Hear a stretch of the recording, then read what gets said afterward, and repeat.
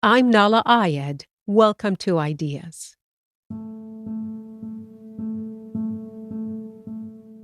The buffalo once roamed the North American plains in the millions.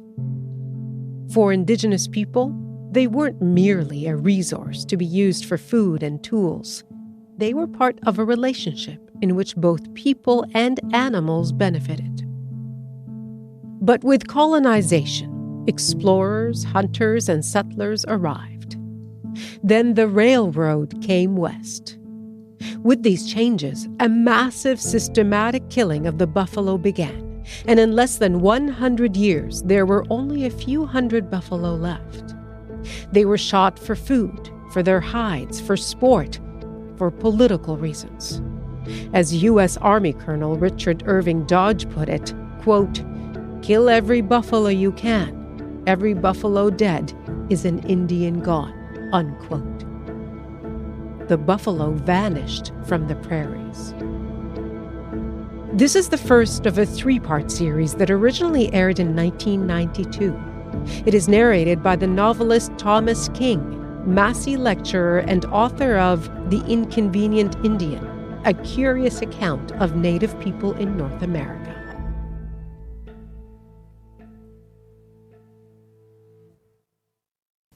Did your father talk to you, teach you about the buffalo? Dylan. Kidom kina kyon waktai chinikoka. I newa. Not only my father up there, not only him, but all my ancestors from way back. Buffalo gave up in the beginning to the native people. The buffalo said, "I'm going to give up my body for the native people." And that's why we use everything is very sacred and a holy animal to us. They got songs too. They got songs, buffalo songs.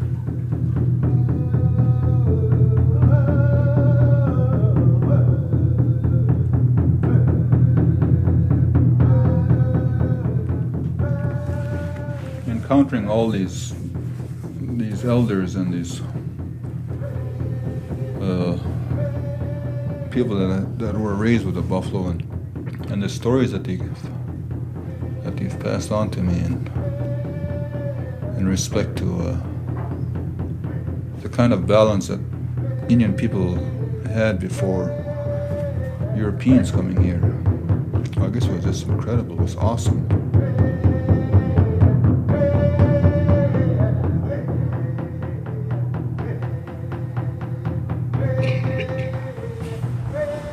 Kuikio piawa chimo ikana.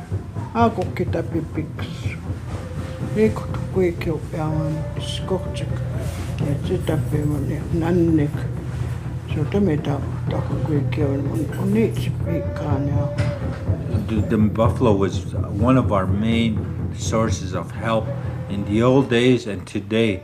Anytime we need help spiritually or anytime to help our families that are in trouble or need, the buffalo spirit is one of the main ones in our ceremonies that we go to for help.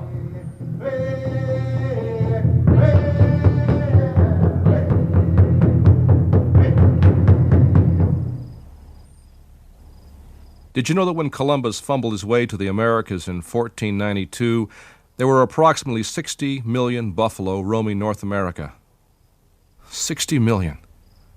Of course, you couldn't have seen them all at once.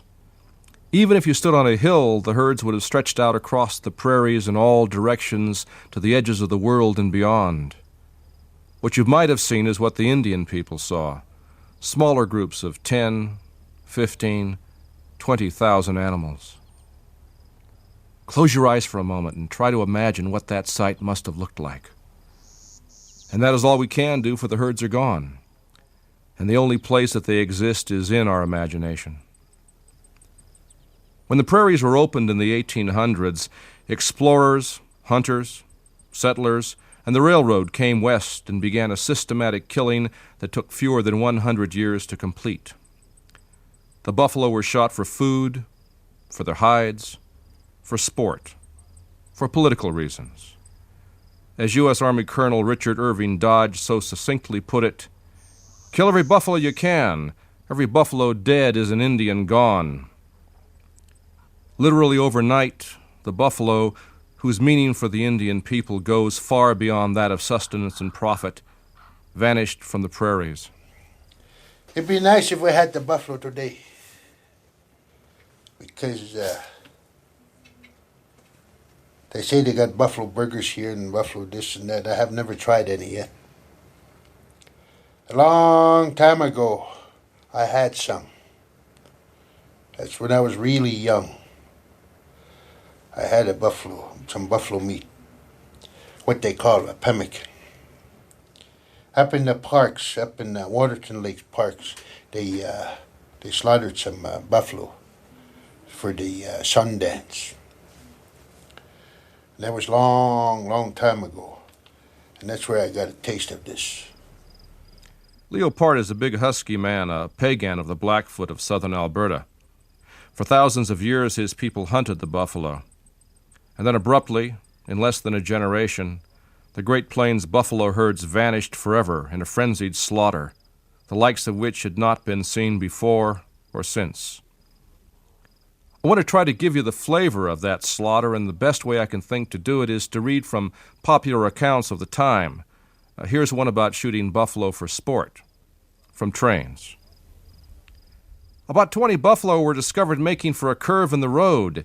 In an instant, 100 car windows were thrown up, and the left of our train bristled with 200 guns. 3 immense bulls were cut off. In the darkness of the evening, they could scarcely be discerned except by the flash of the guns. 2 were seen to stagger and fall. Down brakes was whistled, and men, women, and children tumbled from the train. Scarcely 100 yards away, the largest fell dead. To disembowel his majesty was the work of but a few moments. But sport hunting, as frenzied as it was, wasn't the real danger. The hide trade was insatiable in its demands. Buffalo by the millions were slaughtered, skinned, and the carcasses left to rot, while native people starved. You kind of miss the buffalo, you know. How do you mean? Well, in the ways of, for the... Supposing there's about 500 head of buffalo out here. Now, it's going to be nice to go out there and drop one, skin him, and take that hide out there and try what they had back in them days. Use the tools they had. I'd like to try that. And now, it's what the buffalo is called, and now. There is a bit of bone in place right here. So even where the cattle have been walking, it's disturbed on the surface, but just beneath you can still see the bone bed. And the bone bed itself... Michael Wilson's an archaeologist. ...consists of... He's an intense, bearded man in his early 40s. He's at a dig site east of the farming town of Tabor in the flatlands of southern Alberta, this cool, cloudy June day. Well, right now, we're in the middle of nowhere. We're at the Fletcher site, which is a very old archaeological site in southern Alberta on the open plains. We are on the margin here of a stock watering dugout that was excavated back in the late 1950s and early 60s, and it's been enlarged at several times since then. When this dugout was first excavated, a few bones were noticed along the margin, just at water level, and an amateur archaeologist named Armin Dick from Coaldale, Alberta, came and looked at this material and soon realized it was a very important archaeological site. What he found was not only buffalo bones, but also the artifacts that went with them, large projectile points, large spear points perhaps, or atlatl dart points.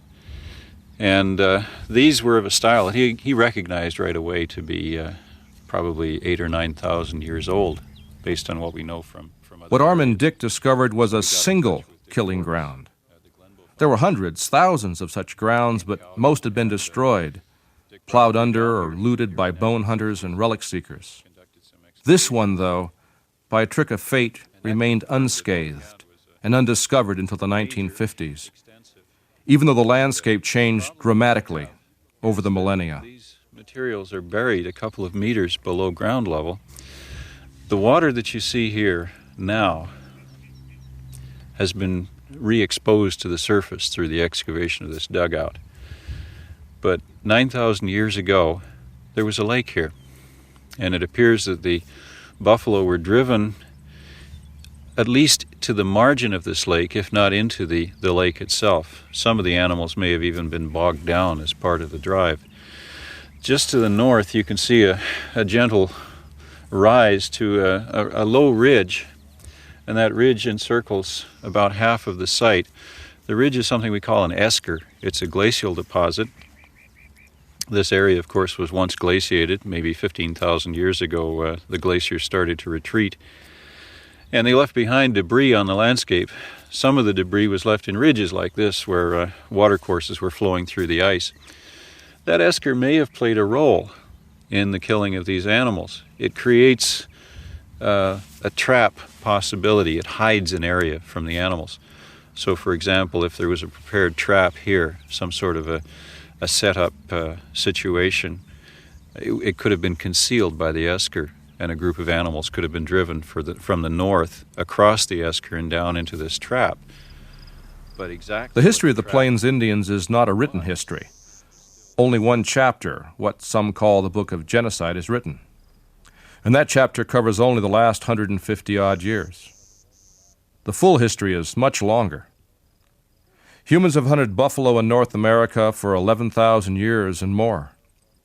That history is in the land.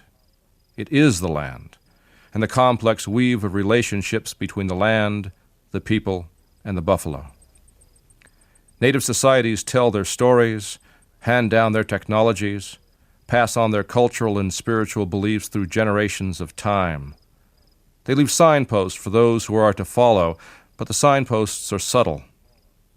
And those who followed the Plains Indians ignored or destroyed most of the signs of a civilization that was ancient in its ways before European humans ever emerged from caves. When the old people tell the stories, it's what I'm going to give you. From listening to the old people, a lot of the stories were handed down. Leopard weaves the story of how the buffalo came to the people.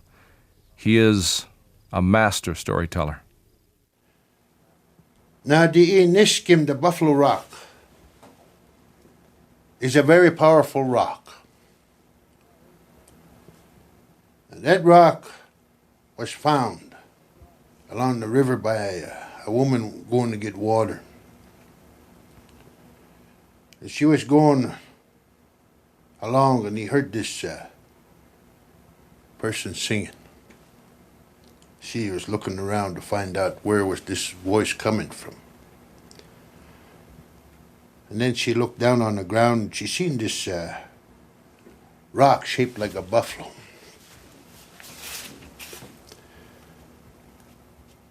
She was looking at it, and then the buffalo rock told her, "Ma dokit, tik skunatabs. Take me, I am strong and powerful." So she picked up the rock and took it home to her teepee. Then she went over to the spiritual leaders and the leaders and told her about this rock, how she found it. That this rock was singing to her. So they said, "Well, we'll deal with it in the morning. Talk about it." So nightfall come and the woman went to sleep. And in the sleep, a vision come. Some going to call it dream, but a vision. They claim the buffalo kind of disappeared for a while.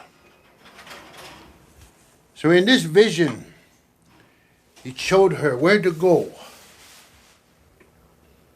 and where the buffalo were. And that vision is just like a light up.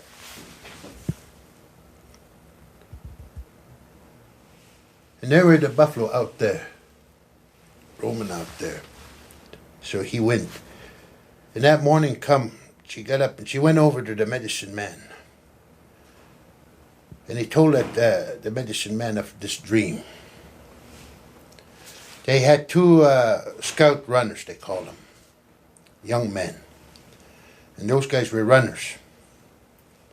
So they sent them out to this place. They went out. When they come to this place where the buffalo was supposed to be, there they were. So one of them come back to the camp. He told them, yes, the buffalo are there. Leopard's face wrinkles easily into laughter, but the laughter lives with sorrow and with anger. You see, the Indian, he don't destroy. He takes what he needs. You see. Now, let's say you come in now, you want to do away with me. Okay. You're going to take what's the most important thing I have to keep my family fed. So you're going to take away, supposing my hunting rights.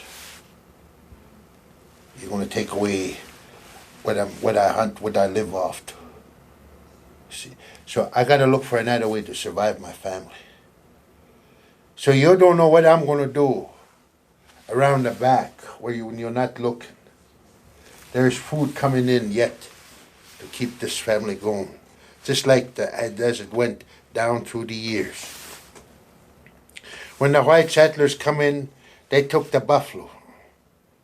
They killed the buffalo off with the hides.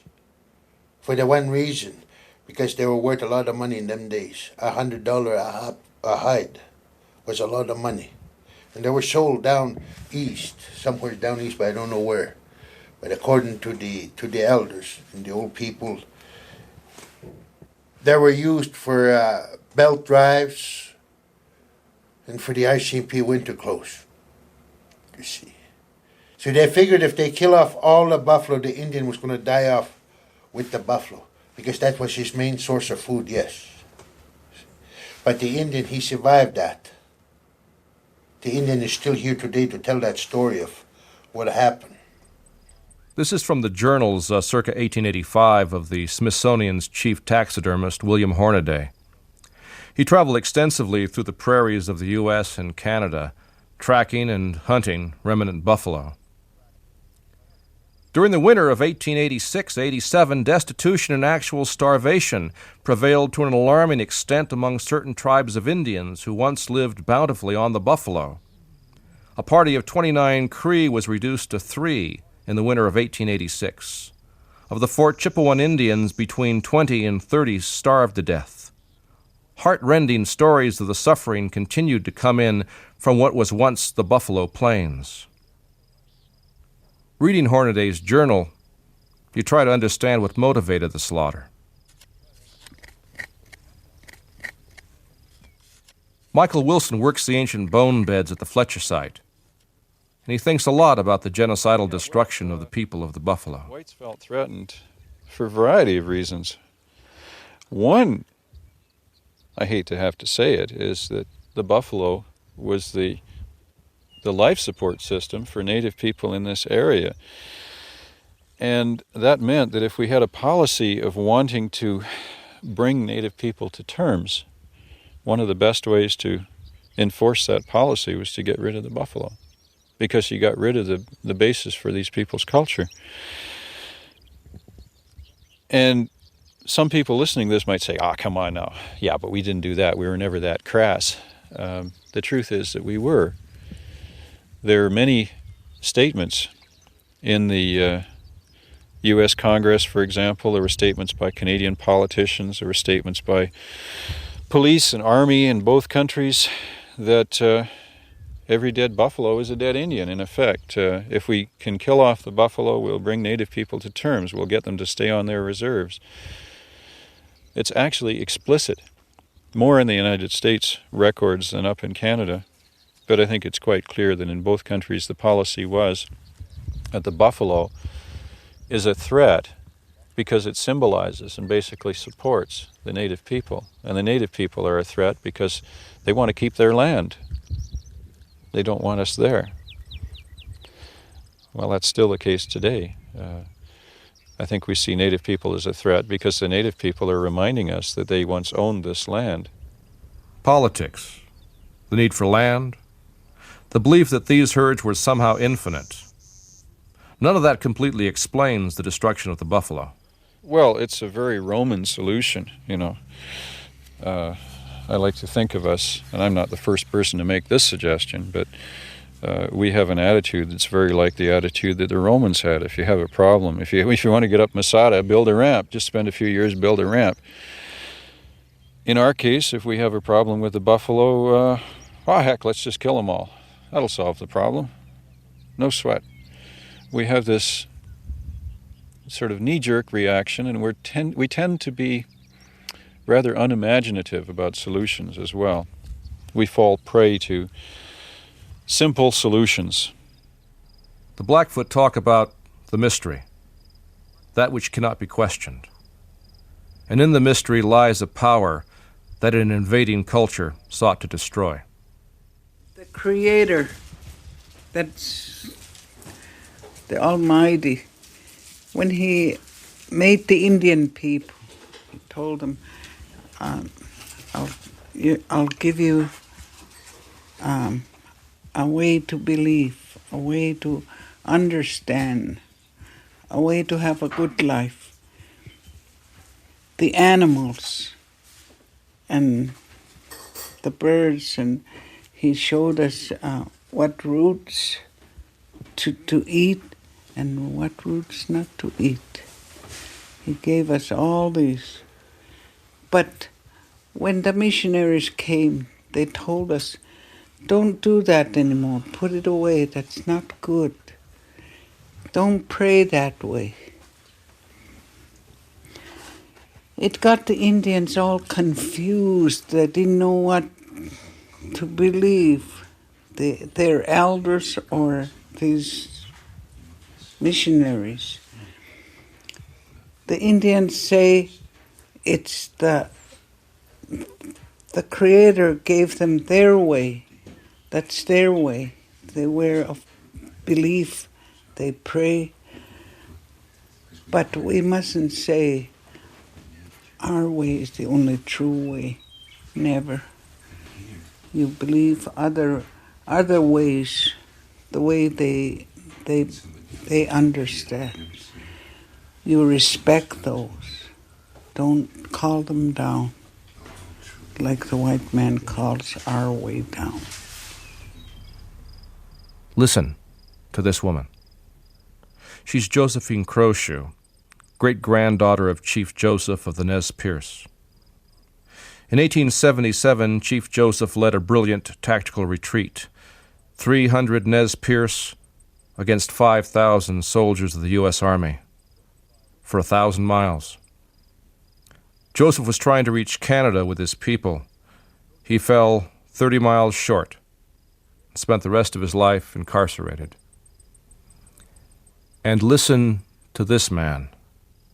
He's Joe Crowshoe, the spiritual leader, the holy man of the Pagan. He's the husband of Josephine. And a buffalo is very necessary and important in religion animal. Very necessary and important with our living. And I can show you this buffalo head. That one is long time ago. And this one, I've been just found in the mountain. But out for that one. That's a white man's buffalo head. Shot him right through the head with a bullet hole. You can see that. So you can see the difference. And I think the old people got much to say about the nature than the young generation.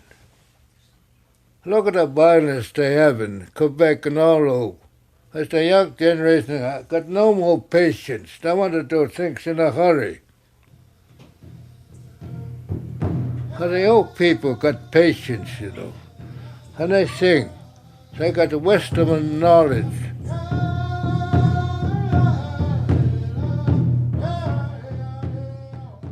You're listening to Ideas on CBC Radio 1 in Canada, across North America on Sirius XM, in Australia on RN, and around the world at cbc.ca/ideas. You can also stream us or get our podcast on the CBC Listen app. I'm Nala Ayed.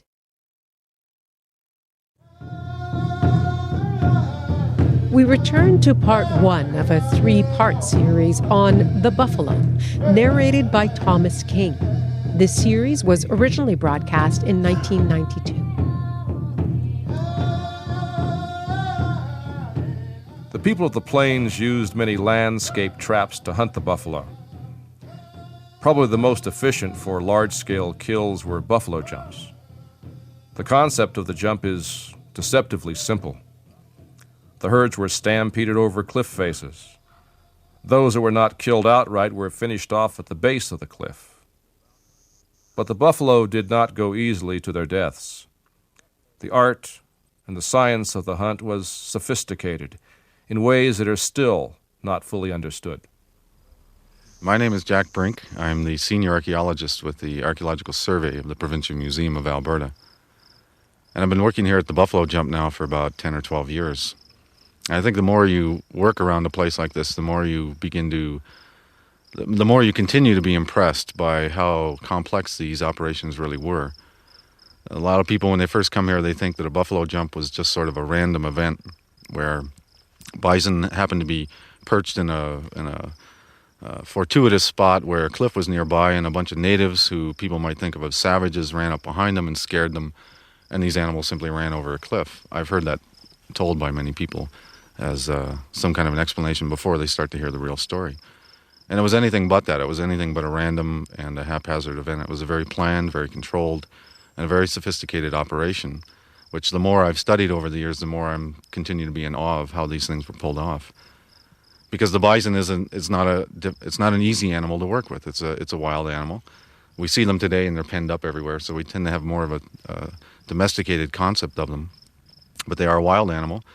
They can perceive human presence for up to many kilometers in distance, and will run when they perceive that. So to be able to sneak up on these things and to move them in a desired direction that has been well planned out in advance to a certain endpoint where there's a trap of some kind waiting for them, it's not an easy thing. And I think most of us, all of us, would have trouble doing it today. Yet these people clearly mastered it, and they mastered it thousands and thousands of years ago. The buffalo hunters who were orchestrating the drive would move in front of the herd, that is, to the downwind direction so that the animals cannot smell them, and they would drape themselves up in the skin of a buffalo calf, and they would move out on the prairie imitating the antics, that is the movement, the body sway, and the sound of a buffalo calf. And they could do this almost perfectly. We have accounts of this in the historic journals of people who were actually there and saw these guys put these on. And one of the early accounts, this guy says, if I hadn't known that this was a person under there, I would have thought it was a buffalo calf myself. So perfectly did it imitate that. Well, then the attraction for the herd, of course, is that the buffalo calf is moving away from the herd. These are largely cow-calf groups, that is, females and young animals. When a calf starts to stray away, the natural instinct of the other cows and calves is to turn and follow it so it doesn't get lost. When you begin to think about the scale of these kinds of things, the great communal kills where bison were killed in huge numbers by prehistoric peoples, it's a truly impressive mastery of the environment by these people. Now, this buffalo jump here, and like the old people say, when they tell a story, they won't say year, days, and months. He's going to tell, at the time, this story, this is the way it was. Now, for the reason why that this one here has the longest in the stories in the history, listening to the old people and listening to these gopher diggers over here, they pretty well come out just about the same. When the pyramids were getting built over on the other side of the world, this buffalo jump was in use before then or about the same time.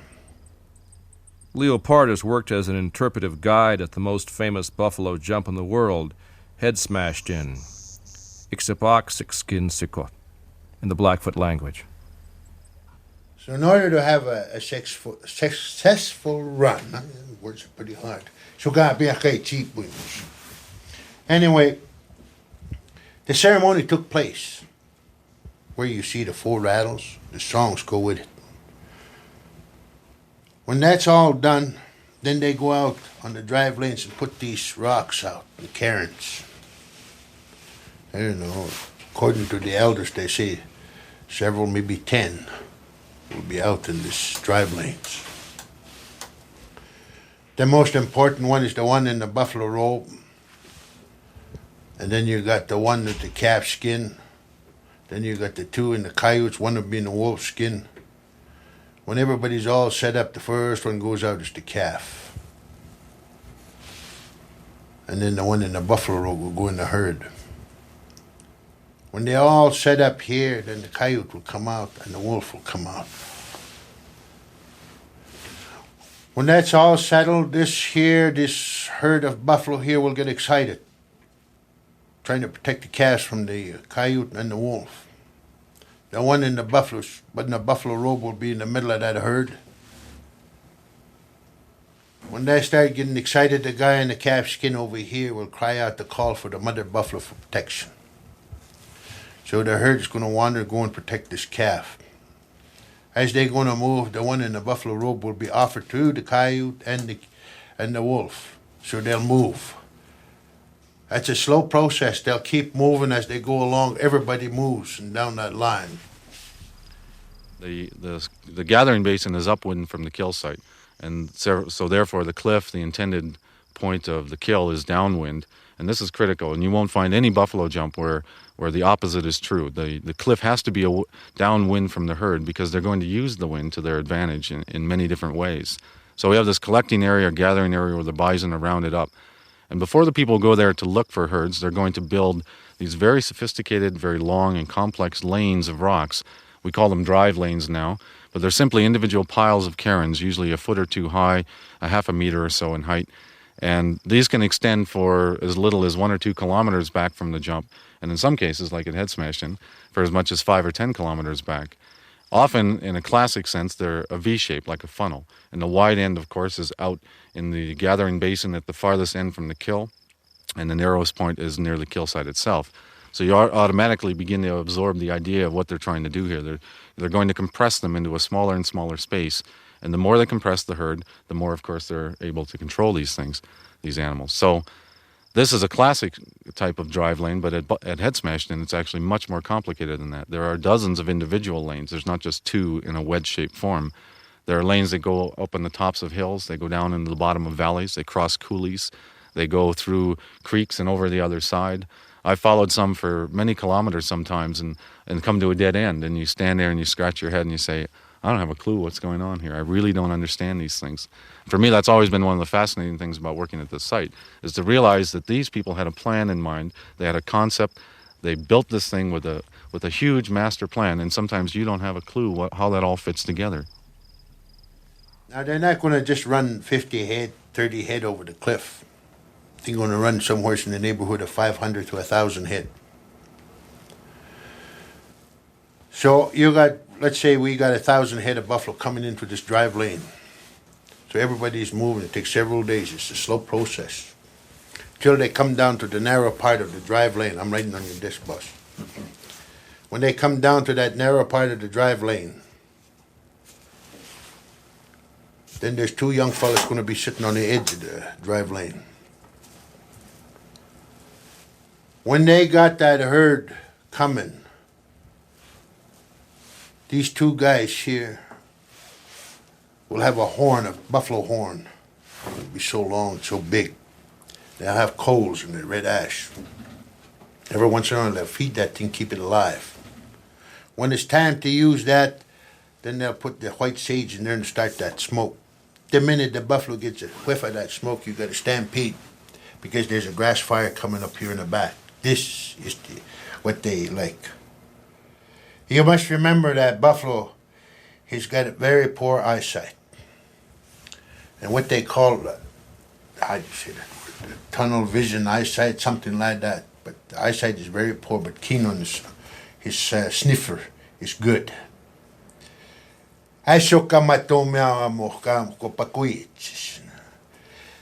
Okay.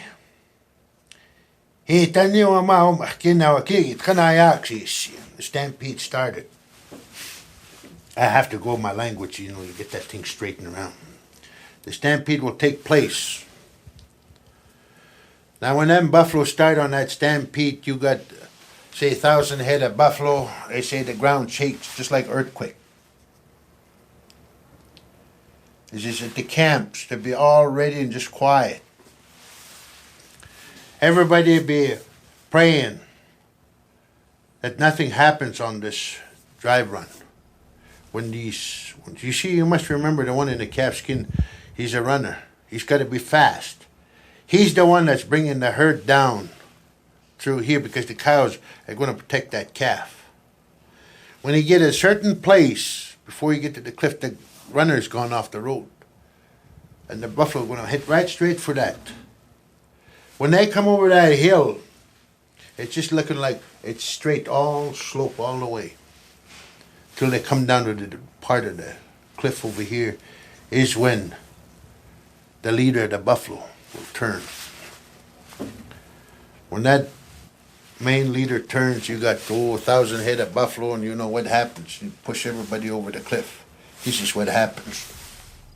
These people were able to use the landscape. They were keen observers of the landscape. I like to think of them, in a sense, as scientists.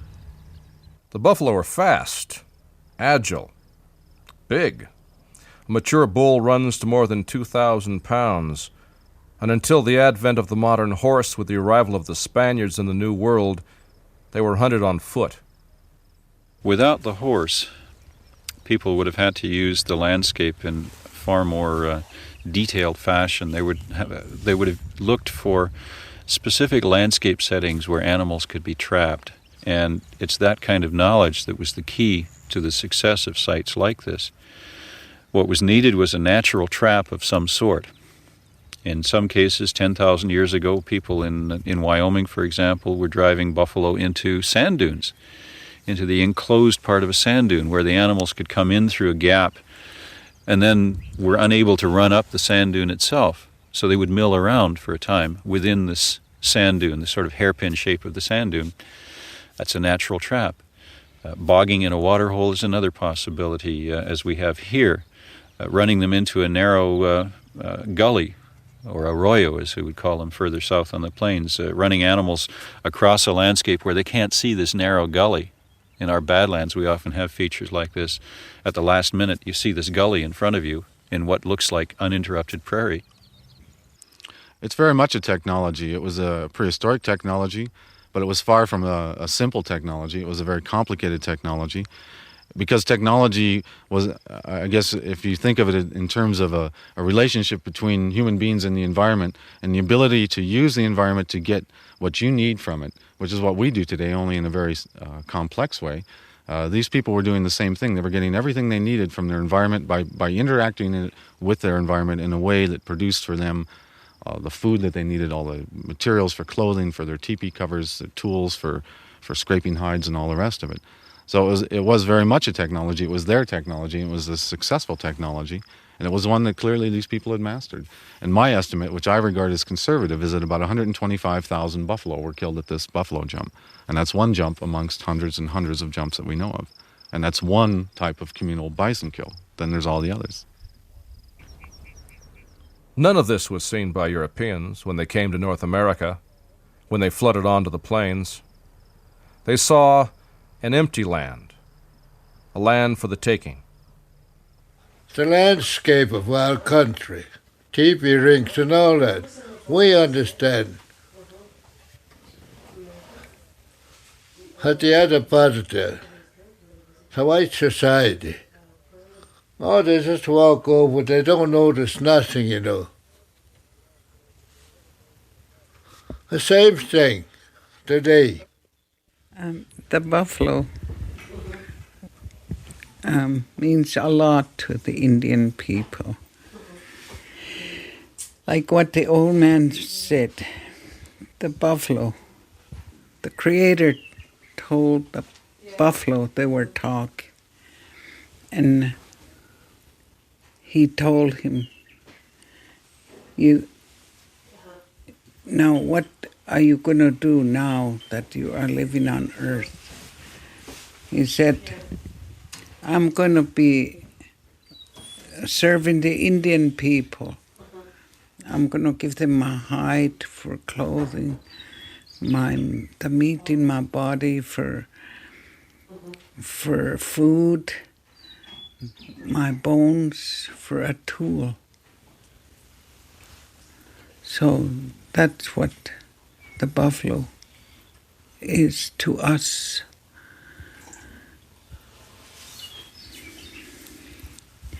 And especially in the Sundance, it is used, the buffalo.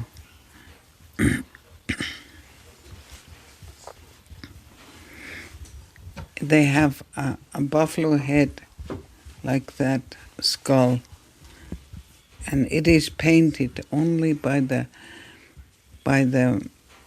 medicine man. Only him. It's painted. Reg Croshu is the son of Joe and Josephine. He calls them the old man and the old lady, terms of highest respect in the Blackfoot culture. Today when we talked to the old man, he said, well, look, the buffalo's still here with us today, you know. As we stand here talking, you know, spiritually, we're standing here with our shadows. We can see our shadows, but our shadows are interacting with another world of people that's out there. So when the old man says, well, my ancestors helped me, that means they're still all standing around here making sure I'm saying the right thing, and the buffalo are just in behind them. That's how much of a culture and how much the buffalo is going to survive. That's how much we believe that they're still there, you know.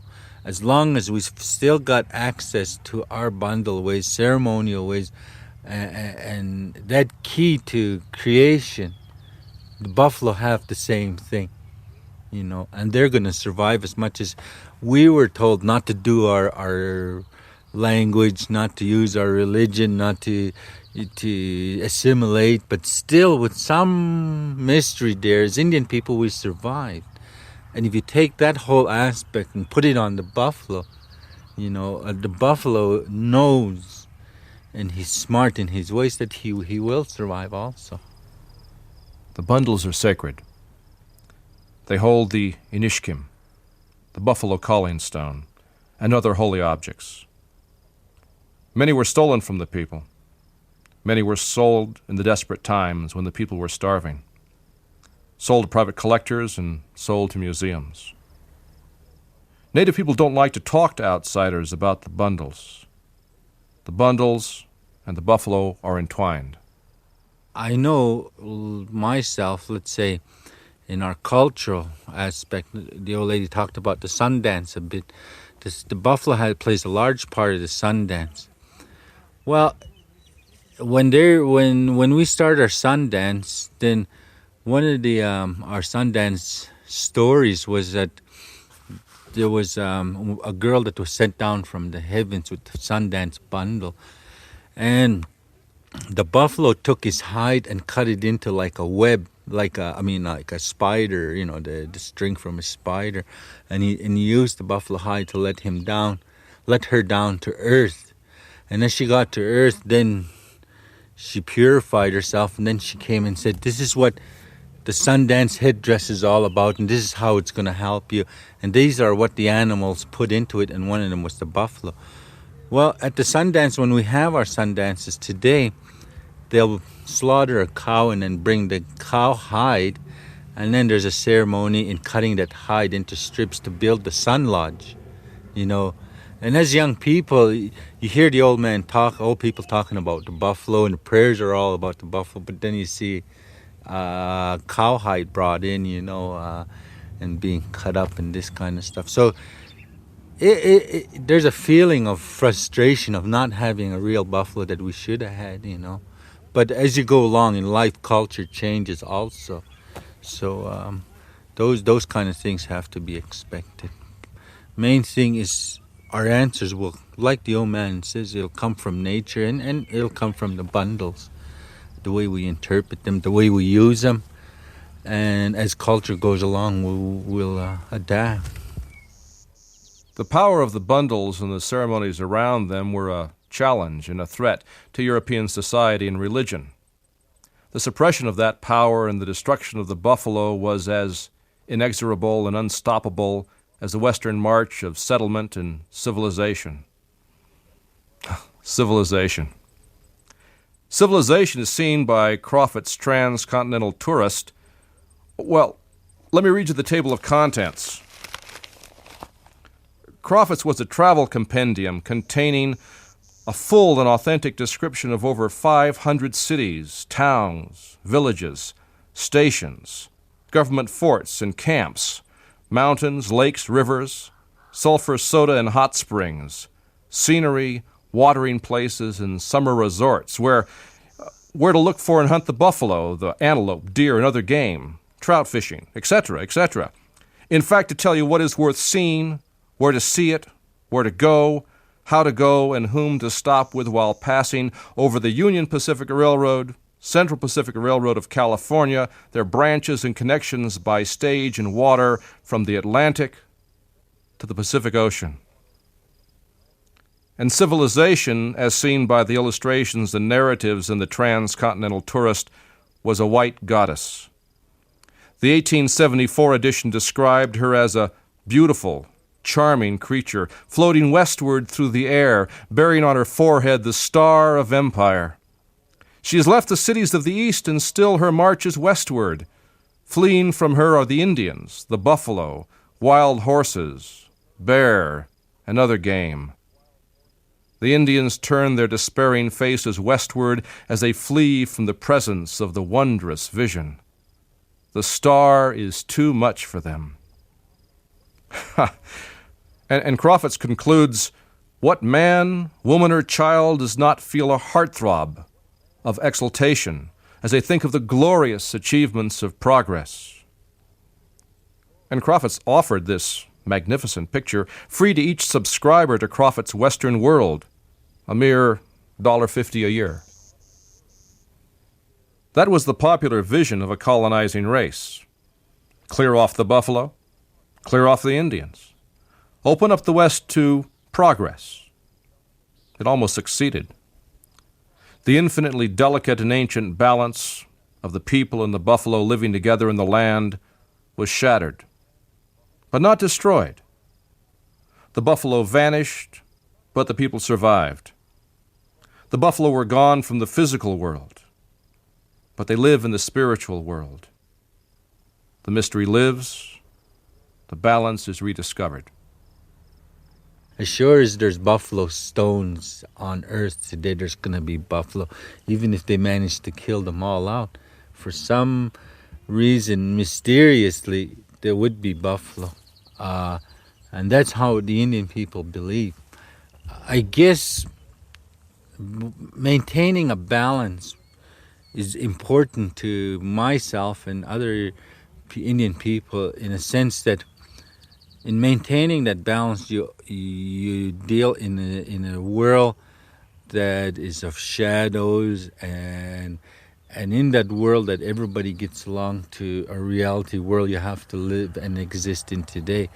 Maintaining that balance and saying physically we'll lose everything, but spiritually we can gain it back.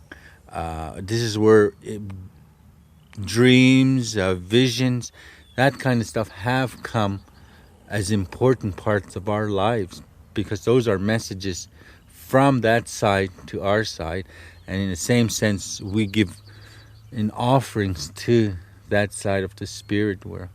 So there's a communication happening that where we feel safe at, and that we're not going to really be domesticated. Murray Smalllegs is a young pagan, an interpretive guide at Head Smashed In Buffalo Jump. From the top of the cliff he gazes over the land that once was shared by the buffalo and the Blackfoot. You sit here and you, as far as you can see, the one time there used to be buffalo. But it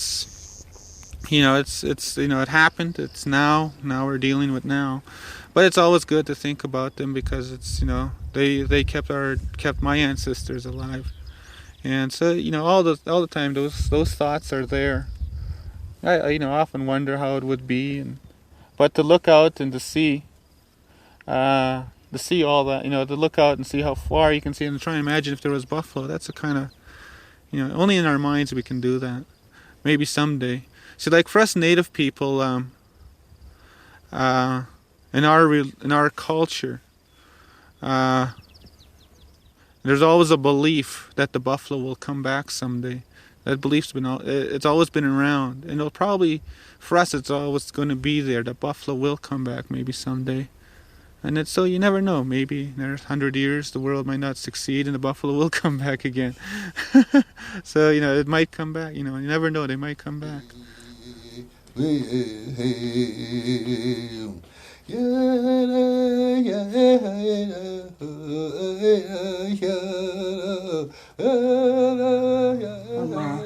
My name is Annie, Crazy Boy. My family name is Wolf Plume.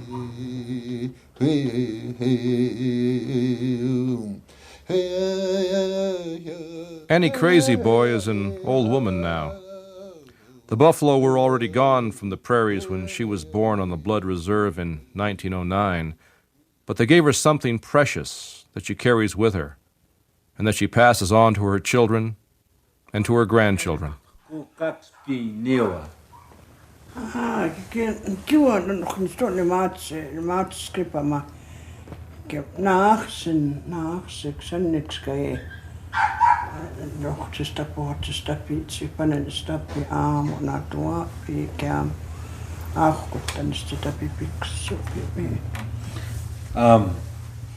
So today, in her lifetime, she didn't have that privilege of living with the buffaloes freely. But her ancestors had all that accessibility to those buffalo ceremonies, and they set our life in motion. Without the buffalo and the ancestors, we don't know where we'd have been today.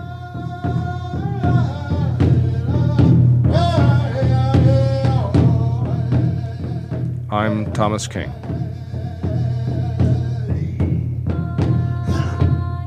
You've been listening to Part 1 of The Buffalo, originally broadcast in 1992 and narrated by Thomas King.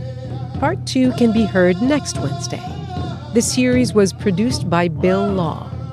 Technical production, Al Lambden. Associate producer, Catherine Gretzinger. Translation, Reg Croshu. This episode was produced by Nahid Mustafa. Lisa Ayuso is the web producer of Ideas. Technical production, Danielle Duval. The senior producer is Nikola Lukšić. The executive producer of Ideas is Greg Kelly, and I'm Nala Ayed.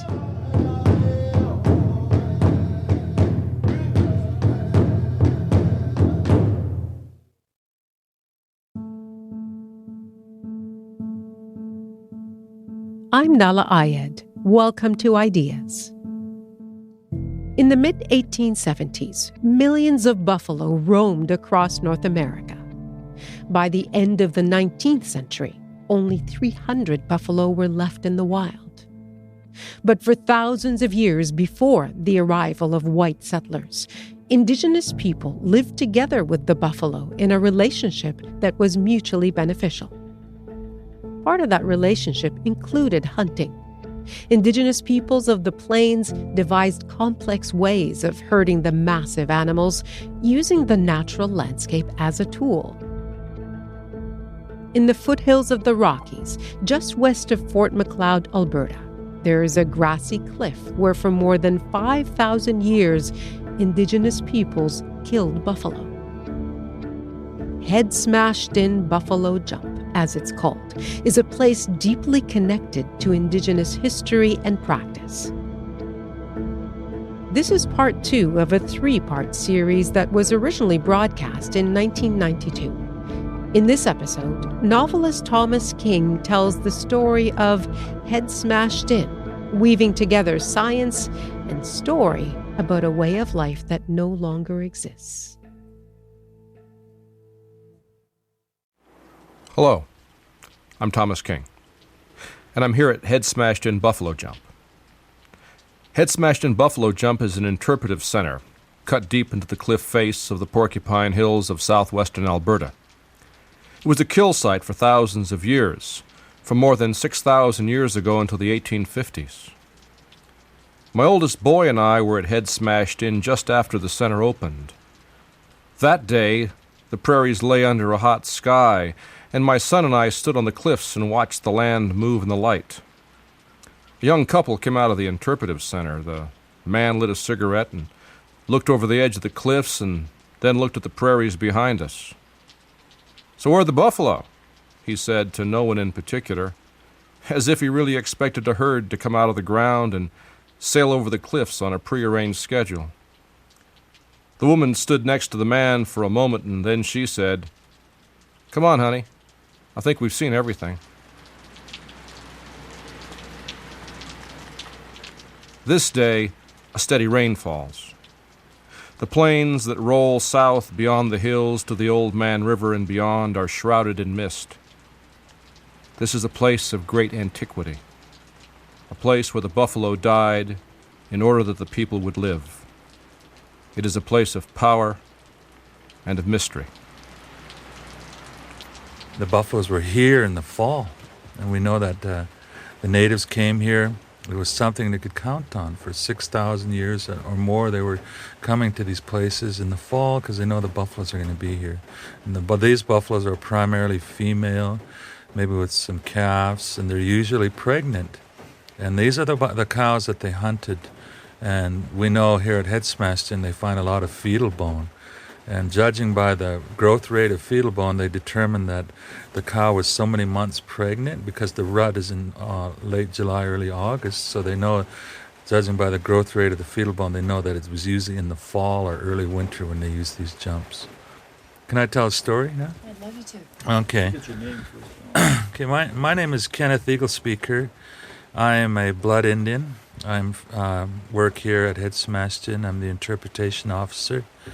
My Blackfoot name is Apan Nokamita. That means weasel horse. It was my great-great-grandfather's name.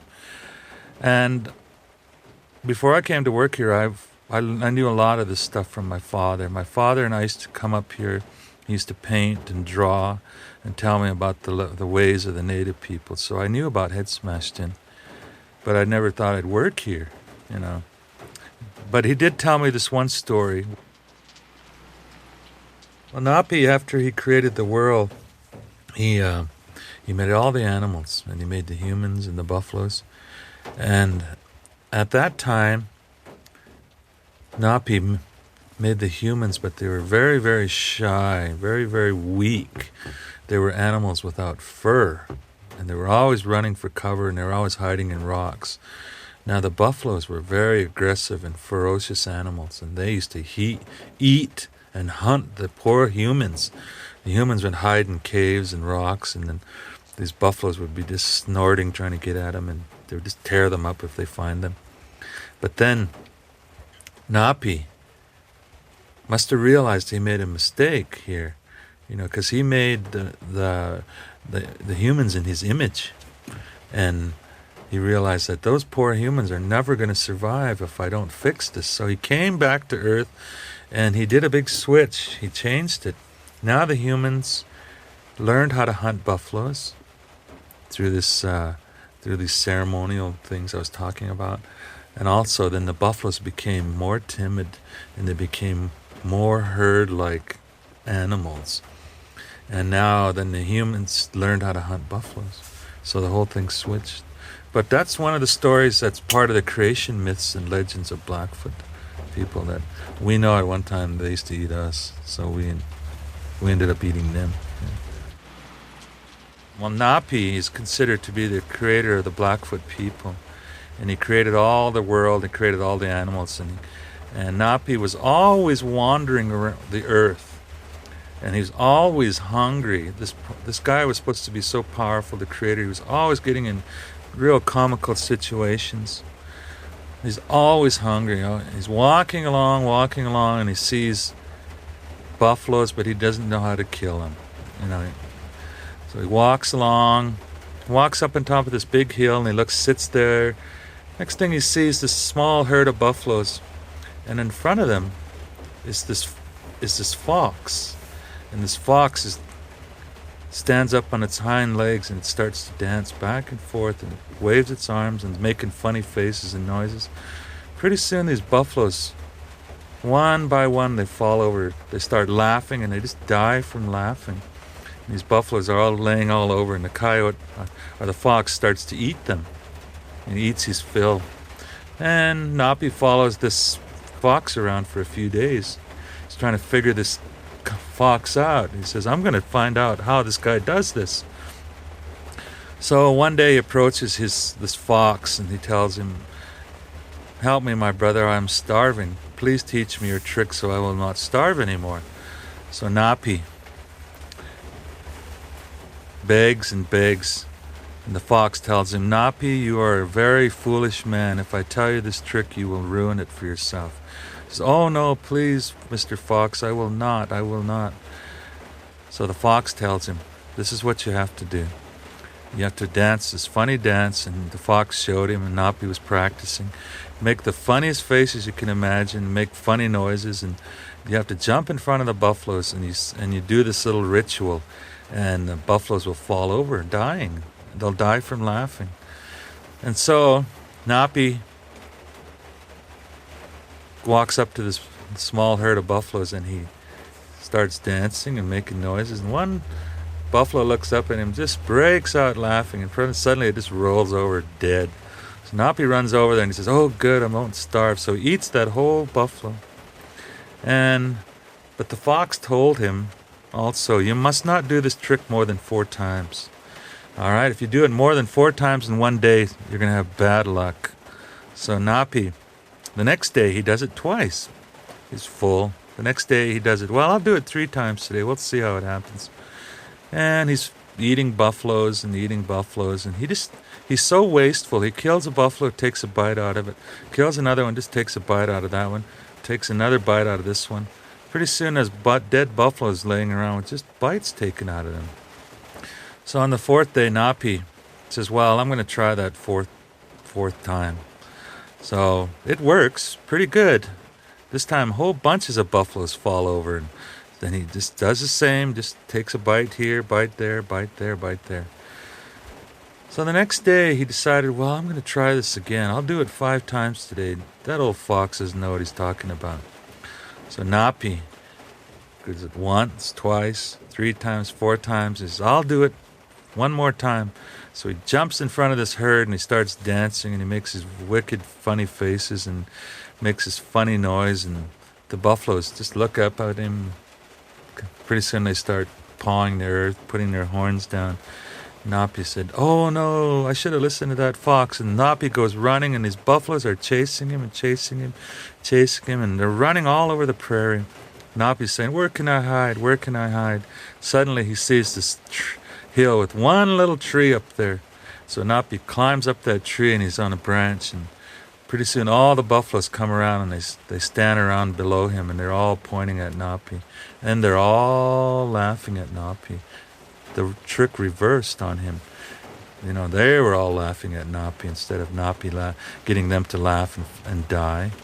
And they're all pointing up there with their hoofs, and they were all saying, poor old Napi, should always listen to the stories and always listen to what people tell you. So that story is something that we tell to children, to teach them to when people give you a gift or instruct you in a song or a dance, you do it the proper way. Or also, if you kill something, only take what you need. don't waste or kill animals just for the sake of killing, and don't be like Napi. That's one of the stories that I know about buffaloes. It's kind of comical, yeah. Listen to the cadences of the rain in Eagle Speaker's voice. It's an overwhelming feeling. We believe this place is holy and sacred, and we treat it that way. In order for our Native people to work here, we must go through a spiritual purification and blessing to work here. And then we must bless this whole place, and we put out offerings. You know, it's kind of unusual for a government facility to take on that kind of a attitude, but it's something that, in order for us Native people to work here, we must observe these things. And sometimes when I'm here, I feel like they're all around. There's people everywhere, and there's the presence of the bison is so strong. It almost just encompasses the whole place.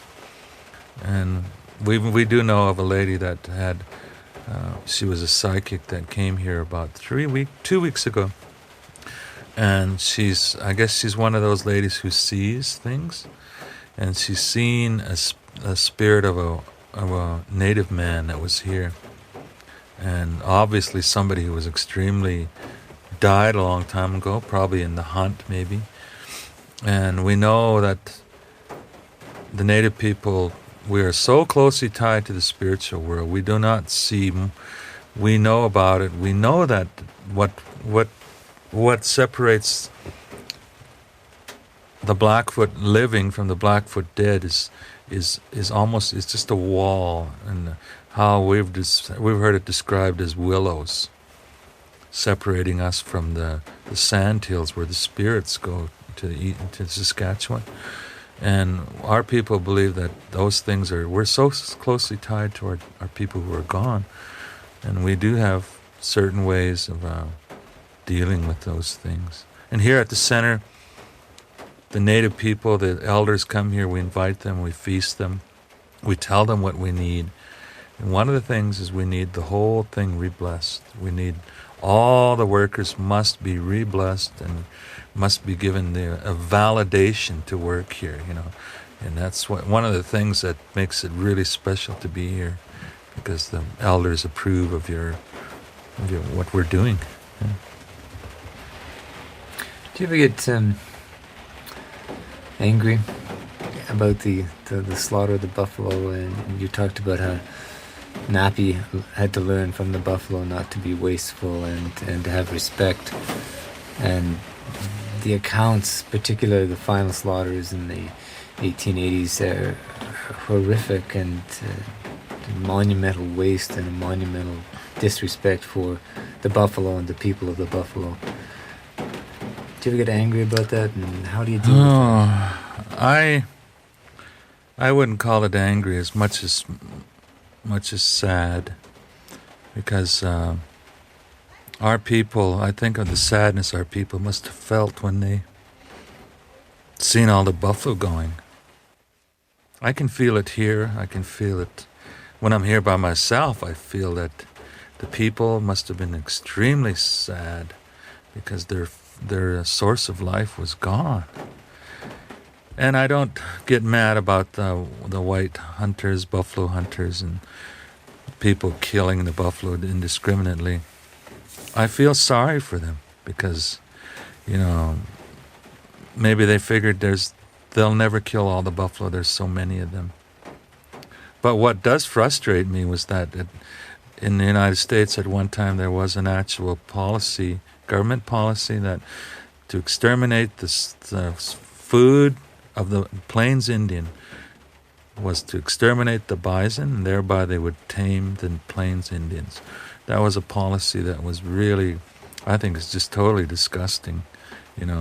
This whole idea of the Western movement of people from crossing from Europe to America, and eventually this whole idea of,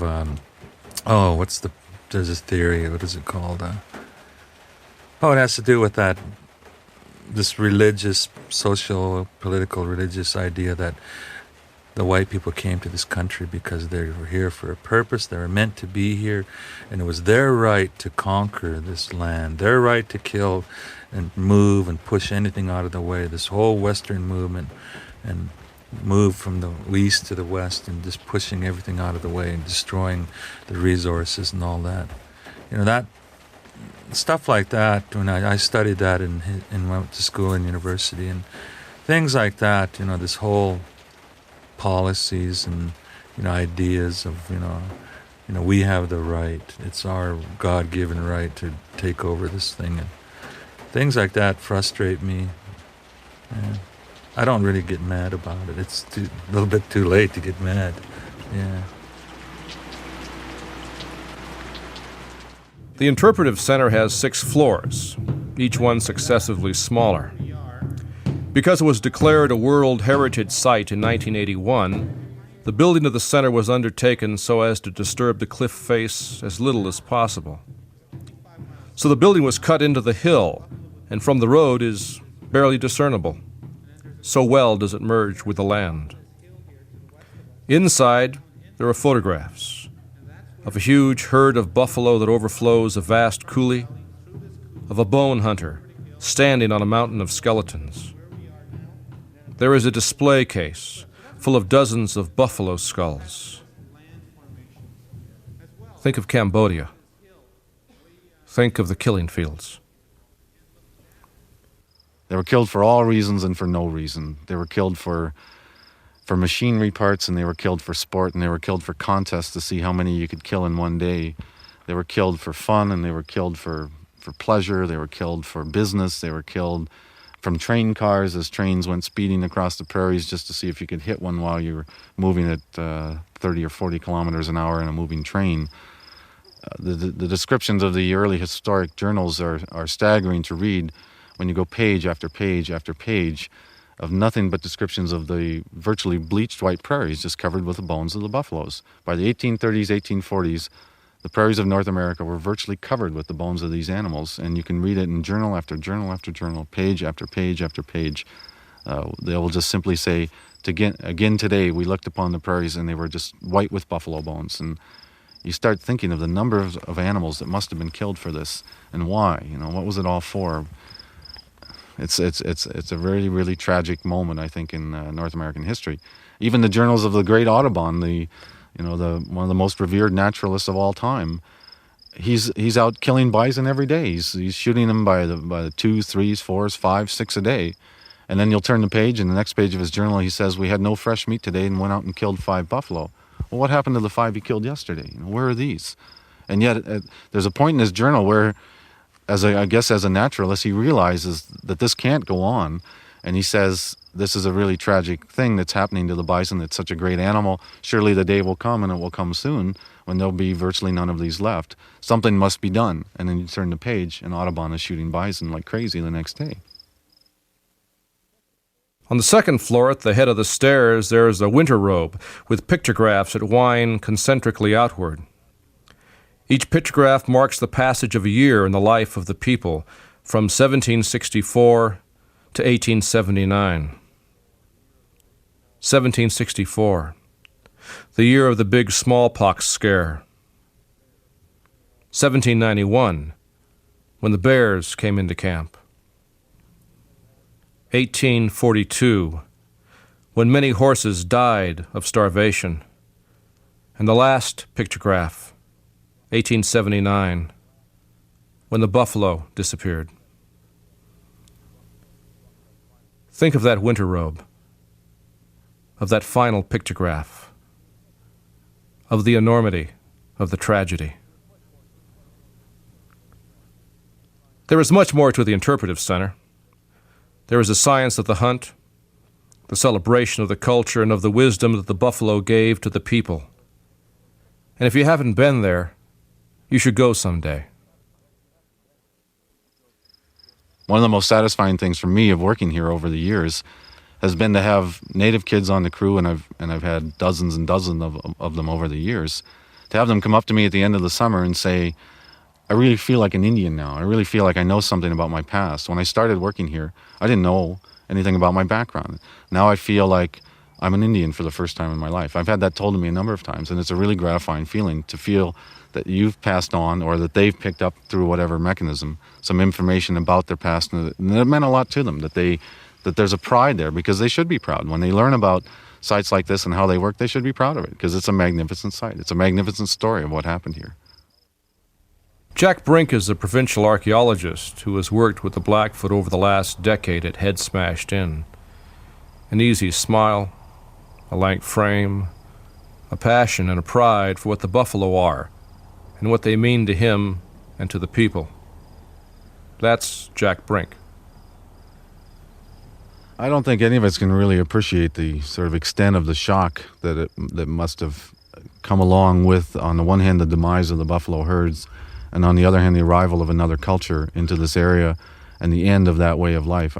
I just don't think that it's possible to sort of put that in your own perspective.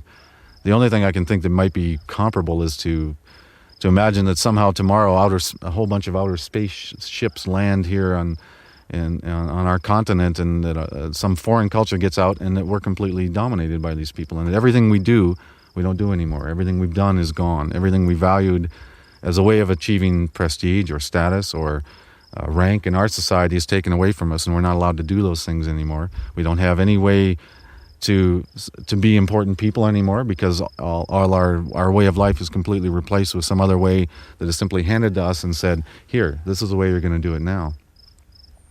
That's the only thing I can think of that might be equivalent in terms of shock. And when you start to think in those terms, I think maybe you can begin to appreciate the extent of the culture change that these Native people have gone through in the last couple hundred years, the decimation that has caused within their traditional culture, and the difficulties of rebounding from that, of trying to come back to some kind of a sense of the culture we once had. And it's clear that this is what people are making a really strong effort at now. The buffalo stirs ancient memory. For us, that memory is so alive, it shimmers at the edge of physical reality and lives in the spirit world. For Jack Brink, it is enough that he receives more than he's able to give, and always learns more. You know, you always have these sort of magic days in your life where something kind of clicks and something falls together. And for me, one of them was when I first started working here. I think it was about 1982 or 1983. And I took one of these long walks into this gathering basin or collecting area behind us, where the animals were rounded up and brought to the cliff. And I hadn't really explored that region at all. And I got back in there and I started stumbling across, literally stumbling across these drive lanes. And you hit one cairn after another, and you go for 100 meters and another 100 and another 100. And then you start to see them turn, and you look back and you see where it was coming from, and you look ahead and you see where it's going. And you follow it, and you go up a hill, and it levels off, and you follow that along a rise, and you look back. And all the time you're doing this, you're realizing somebody laid this out on the ground hundreds or thousands of years ago. And when they're doing it, they had some kind of a map in their head of how this is going to work and how it's going to bring these massive, huge beasts thundering through this little valley or this little coulee and bring them over a cliff. And so you're constantly judging this, and you're eyeballing it, and you're backtracking, and you get up on a high point and you look at a line of them, and you're scratching your head and you're trying to put this back together. And I think for me that was a great moment, because it was then that I really began to realize the magnitude of the efforts that went into this, the complexity of the effort that went into this, and the realization that we don't really understand it all yet. And believe it or not, there are scientists, I think there's a lot of them who maybe won't admit it, who for many of us, that's the most fun of all, is when you come across something that you don't understand. Sure, everybody likes to put something together and make a story and think that you've figured out the facts on something, but there's a great feeling that comes over you when you realize you don't know what was going on. And when you see these great buffalo jumps and the magnitude of the operation that went into them, and you realize you don't really understand all that yet. And yet it was built thousands of years ago by people who I don't think many of us would consider any more advanced than we are today. So why can't we understand this? Well, we can. Eventually we will. But right now, there are little pieces of this puzzle still that we haven't put back together. And that's, for a lot of scientists, I think, that's a great feeling to realize there's still things out there. Otherwise, we'd be pretty bored. We'd have all the answers. You're listening to Ideas on CBC Radio 1 in Canada, across North America on Sirius XM, in Australia on RN, and around the world at cbc.ca/ideas. You can also stream us or get our podcast on the CBC Listen app. I'm Nala Ayed. We return to part 2 of a 3-part series on the buffalo, narrated by Thomas King. The series was originally broadcast in 1992.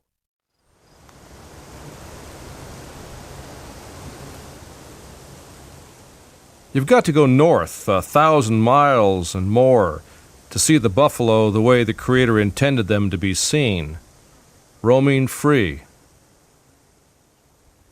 My uncle was getting kind of on in age and not real healthy either, so he depended more on me to do most of the work, and he didn't tell me what to do and so on. And of course he'd tell me about hunting buffalo and tell me stories and so on while we're traveling along. And this particular time, we'd seen tracks, we'd cross tracks and follow tracks and so on for a few times. And this particular time we got lucky and the herd was still around. So, but around Wood Buffalo Park here, the buffalo are really smart. They know where the park is. They know where protection is. They know where they're safe.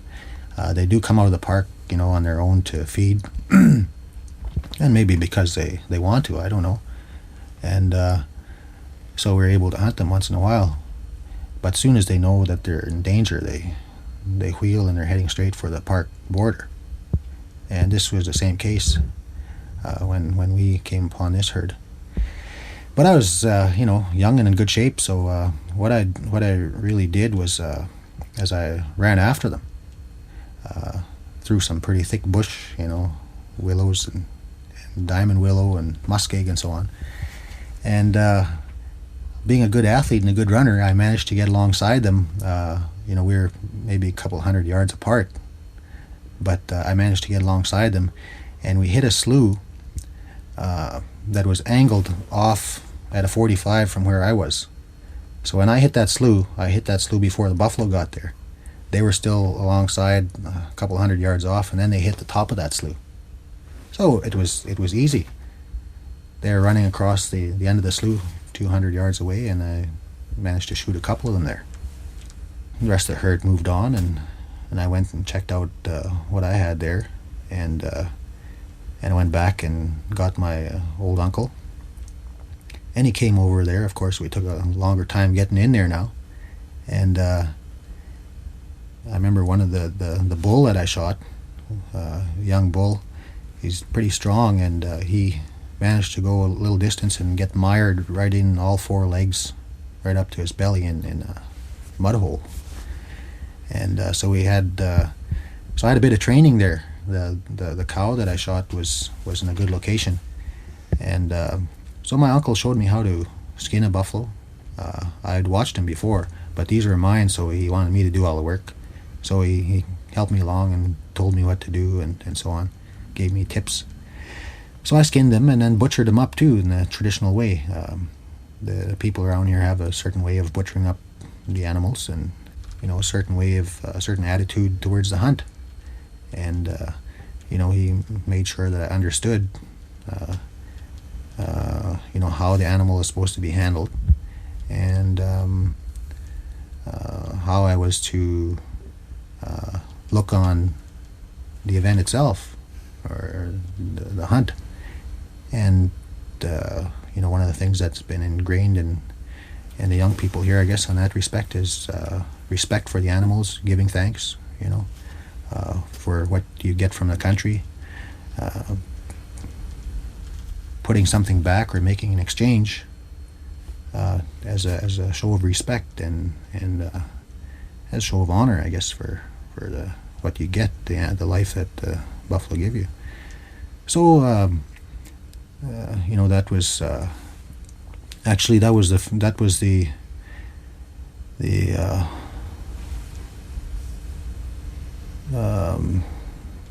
only time that he passed on, shortly after that, not too long after that.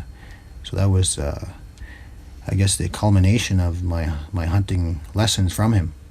Ended in a successful hunt, and we were able to, go through all emotions right from start to finish, which was, which I really value a lot today. So I'll always remember that first hunt. George Krasuski is a Métis with a Chippewan heritage. He lives and works in the community of Fort Smith, just north of the Alberta border, in the Northwest Territories, on the eastern edge of Wood Buffalo National Park. Wood Buffalo is enormous, almost as big as the province of Nova Scotia. The park straddles the Alberta Northwest Territories border. It is considered by many to be the last refuge of the buffalo. Of the millions that were, approximately 120,000 buffalo remain in North America. Most of them, well over 100,000, are on game ranches, bred, raised, and slaughtered in captivity. The herd in Wood Buffalo numbers about 3,000. The records will tell you that the park was established in 1922 to protect the last herd of wood bison in the world. Len and Mary Heron will tell you differently. Her dad was in 1914 or 15? 1914. He was the first chief ranger in this park. And I went to a meeting in Yellowknife with the Parks Department, their chief planner. He thought I was crazy when I told him there was a park before 1922. He didn't know it.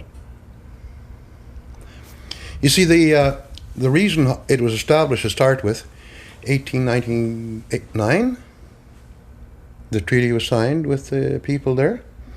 There was an agreement made with them that there was only about between 300 and 500 buffalo left here.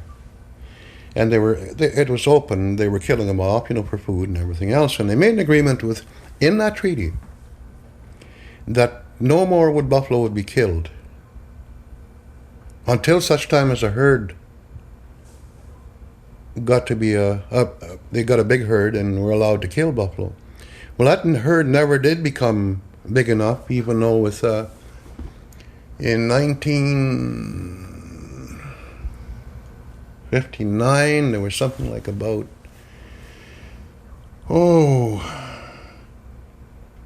about 12,000 animals in the park and about 7,000 outside of the park.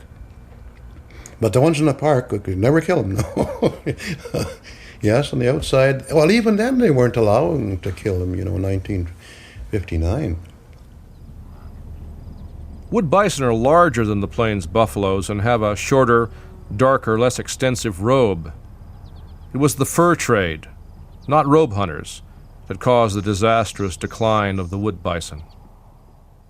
It would now appear that some animals, of course, survived in northern part of Alberta and into the Northwest Territories, never did become extinct in that area there, but their numbers were certainly decimated in the 19th century. Hudson's Bay Company reports continually point out that where the traders counted on buffalo significantly in the early years of the 19th century in the Peace River country, places like Fort Dunvegan, by the 1830s, 1840s, they're no longer able to concentrate on the buffalo.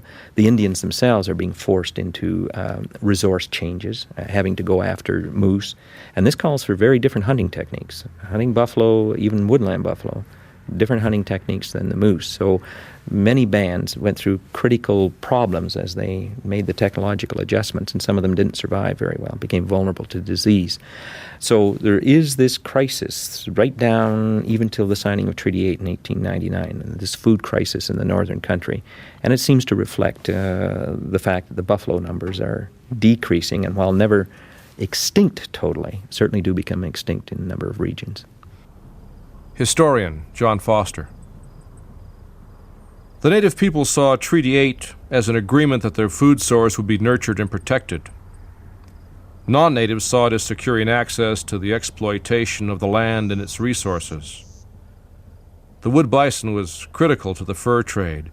A steady source of food, the bison assumed enormous economic and political importance.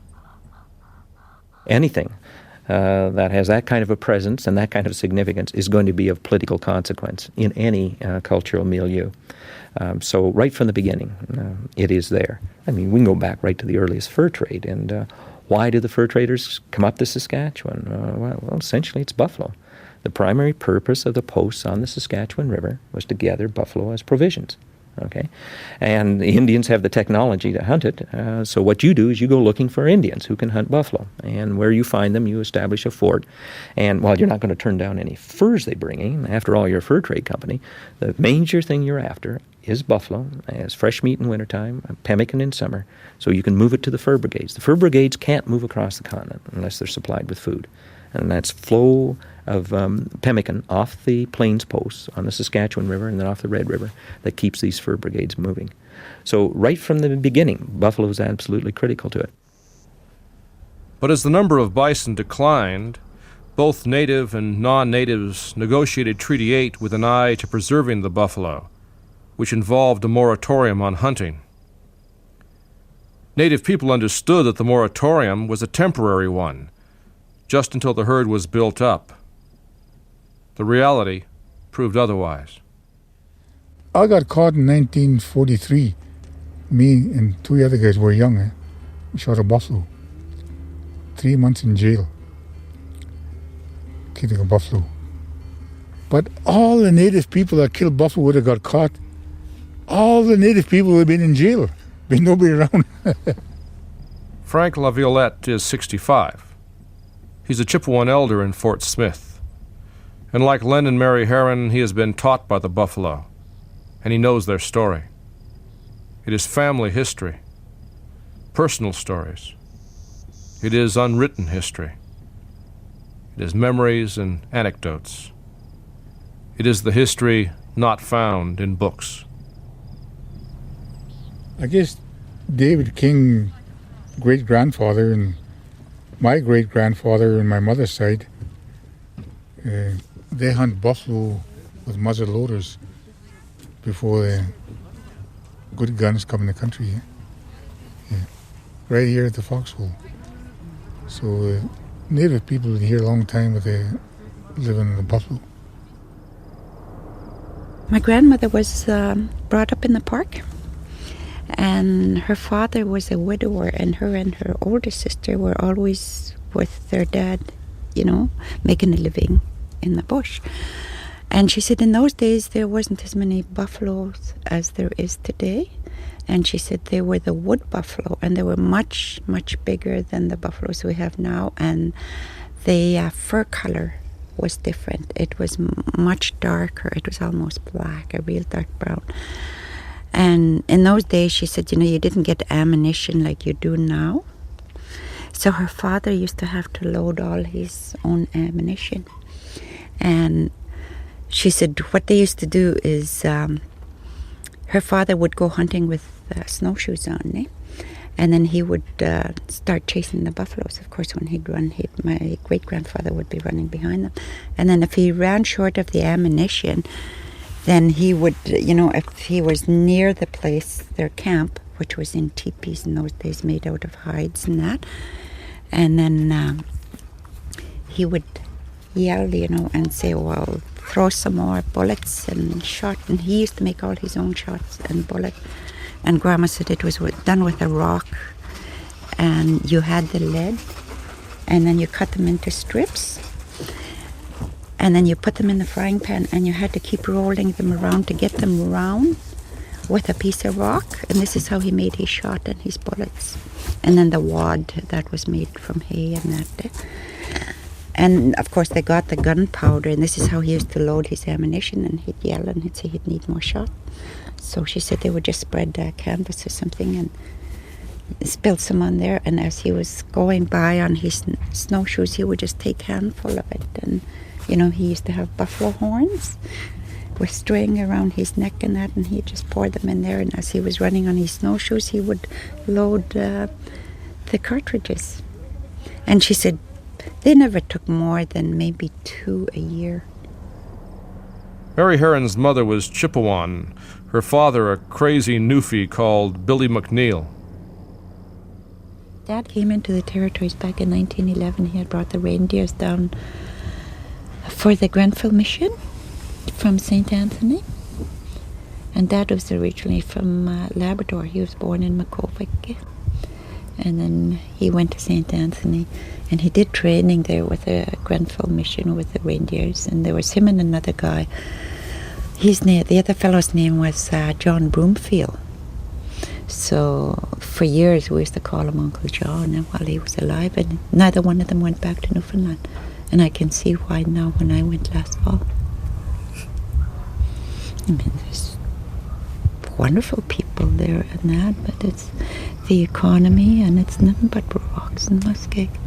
But I just love sitting on the shore and watching the ocean now.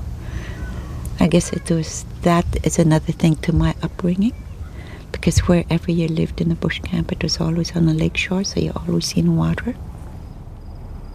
A few years after Billy McNeil came into the country, fell in love, and married Mary Herron's mother, disaster struck the remnant herd of wood bison. But to tell that story, I have to tell you first of all the story of a Montana cowboy named Michael Pablo. After the last great slaughter of the American Plains herds, Pablo rounded up a few that had escaped the killing frenzy and left them pretty much to their own devices on the Flathead Reservation. The buffalo are survivors, and Pablo's were no exception to that rule. The herd thrived and grew till by the turn of the century it was almost unmanageably large.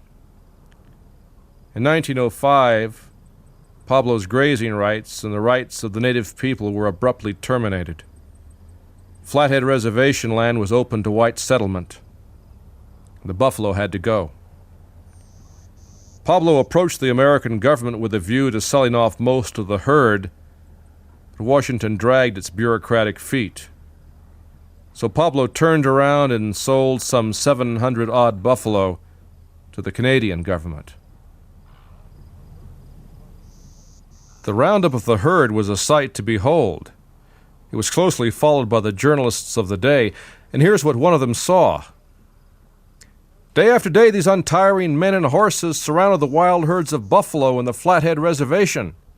The buffalo, when they found themselves being urged from their native pastures, would turn on the riders, and in the wildest fury charge the line, scattering to all parts of this cactus-grown country the daredevil cowboys. But the daredevil cowboys, most of them native, succeeded in driving the buffalo to the loading corrals at the railway. This is from the Daily Missoulain of May 29, 1907. Perched on a running board along the chute is a big Indian with his lariat loop swung wide open. As the buffalo lunges forward below him, he drops the noose. A turn around the snubbing post and the noose is tightened and the animal is held fast. Bars are thrust behind his back so he cannot back out. Then he's under control and is eased into the car. The loading has been accomplished with but one serious accident. One old bull so injured himself that it was necessary to kill him. In an incredibly short time, the carcass was skinned, the meat distributed among the Indians, and the head and the robe packed away for presentation. And so the buffalo were moved north by rail to Edmonton, then to Wainwright, southeast of the Alberta capital. That original 700-odd head grew exponentially. By 1923, the herd had outgrown the parkland set aside for them.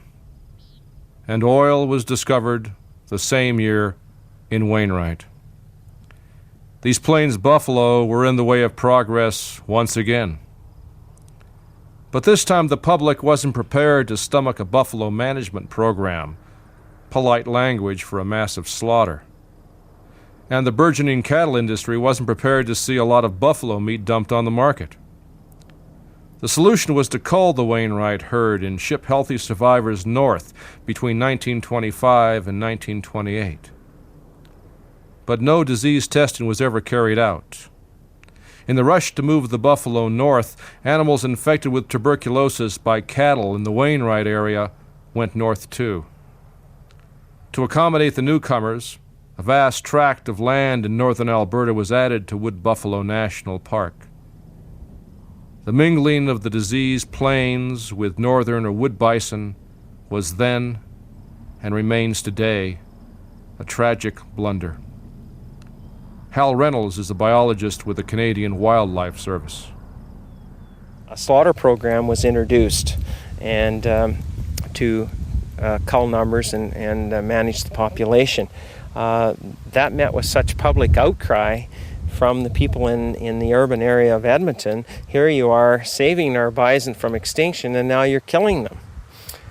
So the government had to come up with a new plan, and lo and behold, a fellow by the name of Maxwell Graham came up with a plan that will ship these southern bison up to the northern area, Wood Buffalo National Park, which had been established in 1922 as a preserve for the wood bison, the northern bison, and said that they would remain isolated from the northern bison. And he proposed to move the Wainwright bison up there, the excess bison from Wainwright, and release them in the northern park. That met with objections from the wildlife people and wildlife biologists, and there were 3 letters sent to the Canadian government. Those are published in the Canadian Field Naturalist, still available today, saying you shouldn't do this. Meanwhile, at Wainwright in 1923, they had diagnosed bovine tuberculosis in the bison herd. So there were 2 reasons why that move shouldn't have taken place: the possibility to transmit disease and the possibility of interchange and mixing of the plains bison with the wood bison and contaminating the genetics of both subspecies. The shipping north of the buffalo began June 15th, 1925. According to the erroneous press accounts of the day, they were all young animals born the previous year, and they were healthy. They were rounded up, herded onto cattle cars, and sent north via Edmonton to a place called Waterways. There the buffalo were detrained and crammed onto barges and hauled up the Athabasca and Slave Rivers. Mary and Lynn Heron pick up the story. And when they brought the prairie buffaloes in, and this is when Grandma was, I remember she used to talk about it, and she'd be so upset about how they brought these animals in the barge and how they were just rubbing their rumps, would be, she said there was no hair left on their rumps. It was right down to the bare skin from the heat. And she said lack of water on the barges. Well, maybe the crew didn't realize that how much water they needed. That would have been possible. And she said as soon as they were unloaded, and she said that's the first thing they hit for was the water. And once they got their drink, they were gone in the bush. And this is how the prairie buffaloes ended up in this Wood Buffalo Park. And the old fellow that just died in March was a good friend of mine. He used to tell me about the buffalo. See, they were brought into what they call Buffalo Landing between Fitzgerald and Haycamp. In the 50s, you could still see the old fences yet. The old guide fences were falling down, mind you, but where they unloaded them. Written accounts of the time say the buffalo were pushed downriver to the park by the steam wheeler Northern Echo with little loss. The native people will tell you, as they were told by their parents and their grandparents, that the losses were horrific. Some of the animals were diseased when they were shipped, and the transshipment, particularly with a disease like tuberculosis, only worsened their condition. The buffalo were in terrible shape when they staggered off those barges. Frank LaViolette will tell you what happened to those animals. There was such a bad shape, and then they put the, what they call gangplanks ashore. Probably some fell off the gangplank. You're right. She was right. And the guys I work with was Arson Burke, is that Deputy Minister of Northwest Territory, Renewable Resources' father. He was there. And the game officer was there then. It was Billy Schaefer. He's the father of the Schaefers in town. James Schaefer, Billy Schaefer, and them guys. And he said he was we call it Buffalo Ranger. And they said two wardens inland about 1,000 feet or so, with a few boxes of shells and rifles. And the buffalo coming off is so sick, some didn't make 1,000 feet. They drop. And I tell you, some of them died in the corral on the barge. Never got out. They were dead already when they got there. So the ones that going by, the too bad of sheep, they will shoot them right there. And only a few that can walk by, they let them go. And of course, a lot of that will die in a very short time as well. And they actually cruelty and slaughtered the buffalo right from the beginning, from Windwright into Buffalo Landing, and finish off the worst there. And any very sick they wouldn't get very far, but some survive very good. That's right at the beginning of the Buffalo Landing, and that was, I couldn't tell you what month, probably August, July or August. And then that was around 1925. I think they brought some 2 years in a row. With what I was told is all in 1 year. With two guys, deckhands on the boat, or the stern wheelers and steamboats.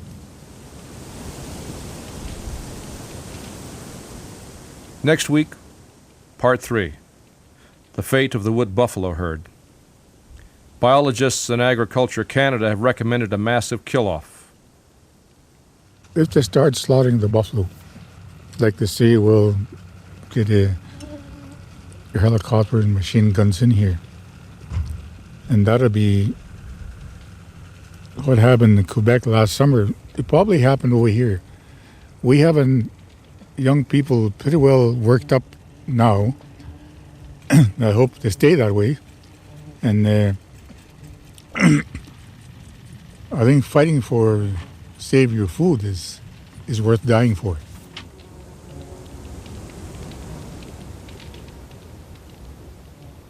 I'm Thomas King.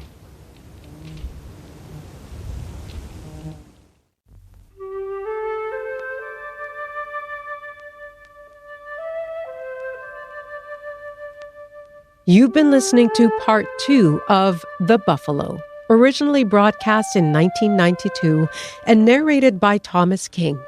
Part 3 can be heard next Wednesday. This series was produced by Bill Law. Technical production, Al Lambden. Associate producer, Catherine Gretzinger. Translation, Reg Croshu. This episode was produced by Nahid Mustafa. Lisa Ayuso is the web producer of Ideas. Technical production, Danielle Duval. Nicola Lukshich is the senior producer.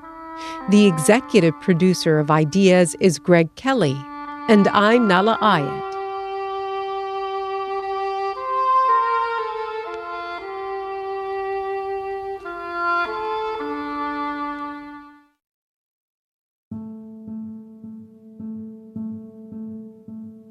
I'm Nala Ayed. Welcome to Ideas. Wood Buffalo National Park straddles northeastern Alberta and the southern Northwest Territories. It is a huge tract of land, nearly 45,000 square kilometers intersected from east to west by the mighty Peace River. Wood Buffalo National Park is one of the largest bison sanctuaries in the world. In 1992, when this series was first broadcast, the herd in the park was in trouble. It was the result of a tragic blunder in the 1920s. Diseased plains buffalo were shipped north and mingled with the local wood bison population. Biologists argued the wood buffalo herd was a hybrid riddled with illness. It should be slaughtered, they said, or at the very least, rigorously culled. Indigenous people said the buffalo should be left alone to heal themselves. They said the buffalo is more than a source of food. It is spiritual. It is a teacher of wisdom. In 1992, in the town of Fort Smith on the edge of the park in the Northwest Territories, the struggle between two understandings of the buffalo and its place among people played out.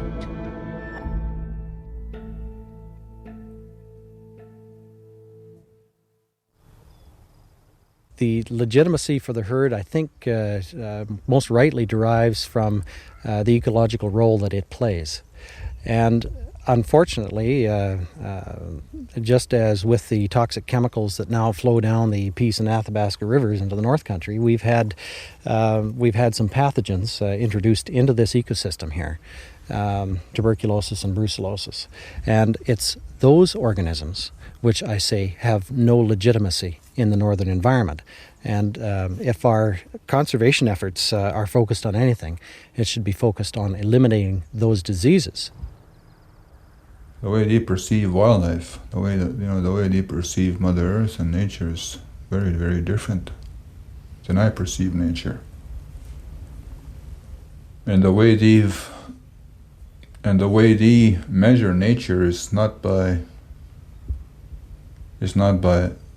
their spirit or their emotion or their mental or their physical well-being, but the way biologists are trained, or people in that educational field, scientists are trained to measure nature and how much money can be made from them. Francois Paulette is a drug and alcohol counselor with the Northwest Territories government in Fort Smith. He's seen a lot, and he's lived a lot. Out of his own personal hell of substance abuse, he has grown to an awareness of the spiritual life in himself, in nature, and in the buffalo. At a place called the Salt River, where his people camped, fished, and hunted in the old days, he talks. In the spring here, when the fish used to come up here, there used to be a lot of camps here, alongside the river here. And people just staying here for fishing and camping and living, and and also the buffalo. There'd be a lot of buffalo come around here. It's a very kind of a special place for me. This place here is, it has sweetgrass. Like I pick sweetgrass here. And I was also told that buffaloes don't eat sweetgrass. They sleep on it, but they don't eat it. One of the things is that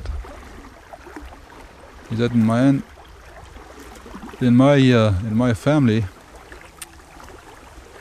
well, we have a lot of, our past has been in the area. We drank a lot, but the last few years we've really been working on our sobriety. And the whole family is just about practically sober now. So we're getting more in contact with the land and our way of life, our culture. And today what's happening with the buffalo is, like, it really concerns me. It concerns me a lot. It concerns me a whole lot, because I know that the buffalo have been a very great part of our way of life, and still is today. It's only about a 50-kilometer drive from the Salt River encampment to the operational headquarters of the wildlife management offices of the territorial government. But the distance that separates Francois Paulette from Cormac Gates seems much further. Cormac Gates is an intense man, very neat in appearance, and precise in his manner and his way of speaking. He is a bison ecologist with the Northwest Territories government. And like Francois Paulette, he lives and works in Fort Smith. I've lived in Fort Smith here since 1983, and I've specialized on bison, the disease issue, and also working with healthy populations since 1986. The majority of the work has been in the Mackenzie Bison Sanctuary and surrounding area near Fort Providence, but we've also got herds in the Nahanni Valley, Liard Valley near the Mackenzie Mountains, and in the Slave River lowlands here next to Wood Buffalo National Park. And you've had some big successes, haven't you? Particularly with the Mackenzie. The Mackenzie population of wood bison is a particular conservation success story. It represents what can be done with salvage operations from Wood Buffalo National Park and this area. Within a very short while, the herd had increased from 18 animals up to several hundred, and today stands at over 2,000 head. situated in the Fort Providence area and occupying an area of about 10,000 square kilometers. And these are disease-free? You're confident that these animals are... All of the testing that we've done since I began this work in 1986 indicates that they're free of the two specific diseases of concern, tuberculosis and brucellosis. Tuberculosis. Brucellosis. The words strike fear in the hearts of cattle ranchers. TB spreads rapidly in cattle with devastating results. Brucellosis causes cows to abort and may lead to sterility in males. It was no coincidence that Agriculture Canada was a major proponent in a plan released in 1990 that called for the slaughter of the wood buffalo herd. Alberta ranchers have pushed their cattle north for free-range summer grazing, and buffalo occasionally stray outside the park boundaries. There is a possibility, a remote possibility, that an infected buffalo could come into contact with free-ranging cattle. My name is Stacey DeSero. I'm a wildlife disease pathologist at the Agriculture Canada station in Saskatoon, Saskatchewan. In terms of controlling brucellosis and tuberculosis, as I mentioned, these diseases have been of enormous international concern, and there is no known treatment for either disease, and there is no vaccine known that will prevent the spread of these diseases. Consequently, the only highly successful means of eliminating these diseases is by eliminating infected animals. Now, the problem is a little more complex in the fact that none of the tests that we use to detect the disease is 100% accurate. In other words, animals that test negative may in fact have the disease. Or vice versa. Or vice versa. However, our tests are so specific that it's extremely rare for the opposite to occur. In other words, it's extraordinarily rare for us to have marked positive animals that in fact don't have TB or brucellosis. However, because of these complications, the only way that we can be certain of getting rid of the two diseases wherever they occur is by depopulating or slaughtering the infected population that has the disease and tracing any animals from the disease populations and eliminating them as well.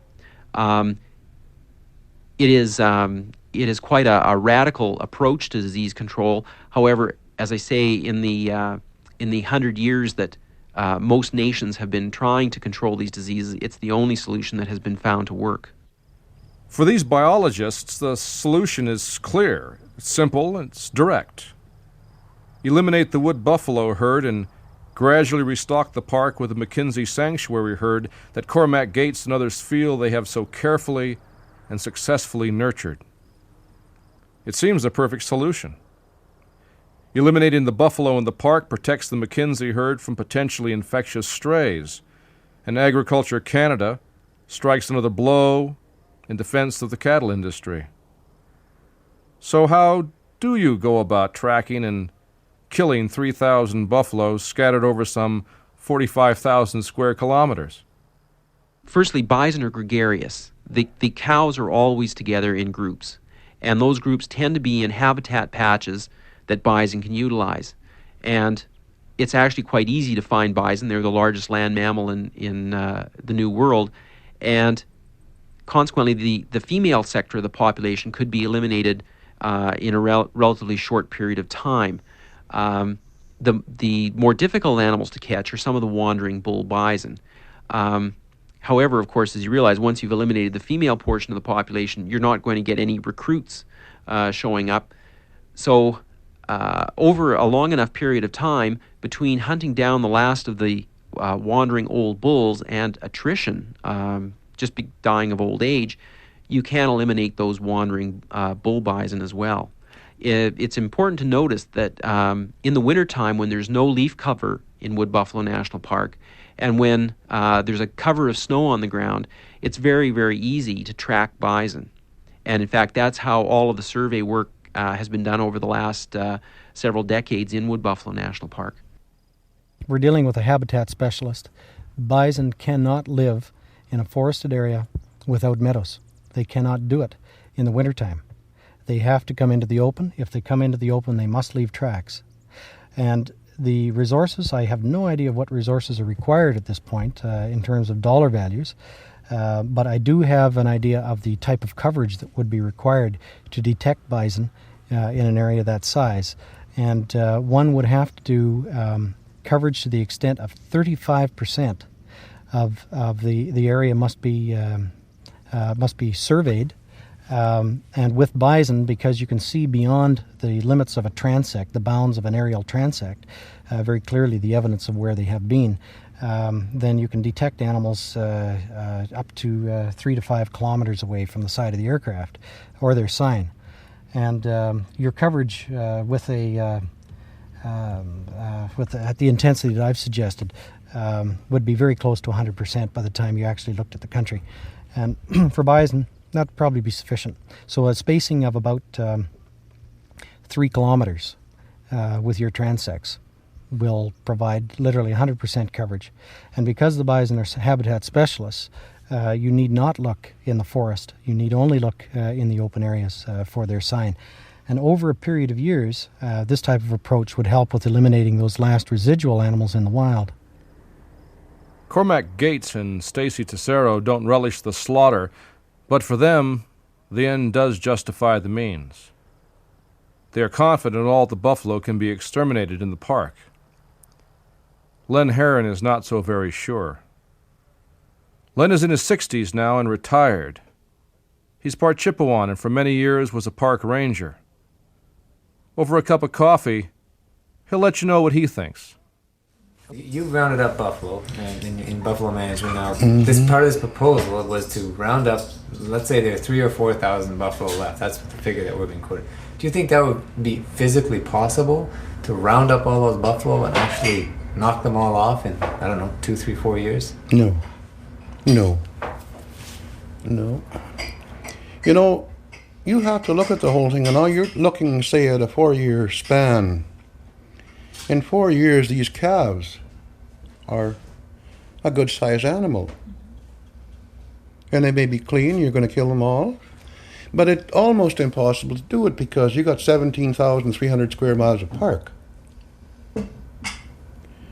And a lot of it is pretty hard to travel in. And to kill those animals off, you're going to miss a few of them. You've got to miss a few of them. It's impossible to kill them all off. The minute you start shooting them, they're going to move. They're not going to sit there and wait for you to shoot them all. No way. It's going to be a lot of money spent for nothing. Money we don't have, I guess. It's a lot of the harebrained ideas that the federal government have. You know, it's just another one of them again. Because I've seen so many with the buffalo, it's not even funny what they've done with the anthrax, what they've done. It's criminal, really. But somebody comes along with a big idea, and of course, not knowing anything about it, they go ahead with it.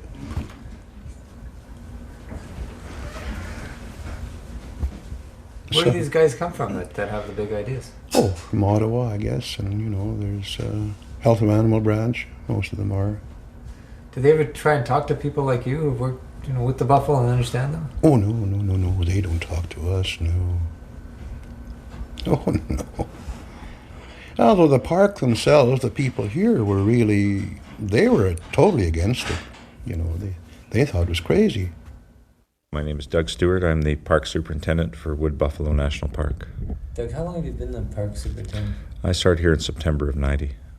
Well, that's the big debate. Can the disease be eradicated? And that's what the board is going to have to try to assess. For me, it's a balance between two factors. And, on the one hand, there's risk of contamination.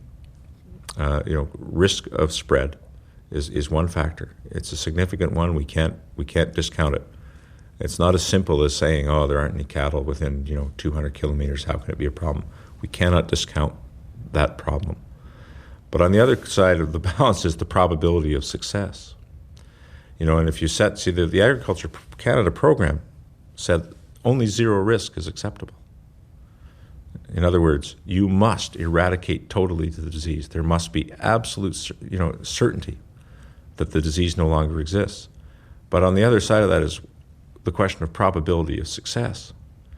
And this is a big country, and it's complicated topography and geography, and I'm not sure we can find all these animals. I'm not sure we know enough about where they are and how they move that we could ever say that we had reached that zero risk. So I'm saying that there's a probability there that we can't be totally successful. So I think that's an important concern.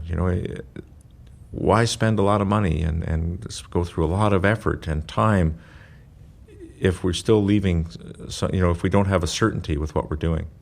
There's other strategies. Containment is another strategy that's been offered as a way of dealing with the disease. But the problem with that one is, while you can have a high probability of success, you can't achieve zero risk.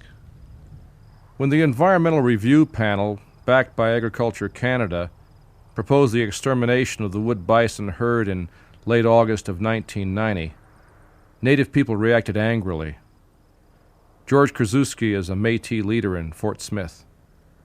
Well, there was a lot of speculation, right away. Why was that being proposed?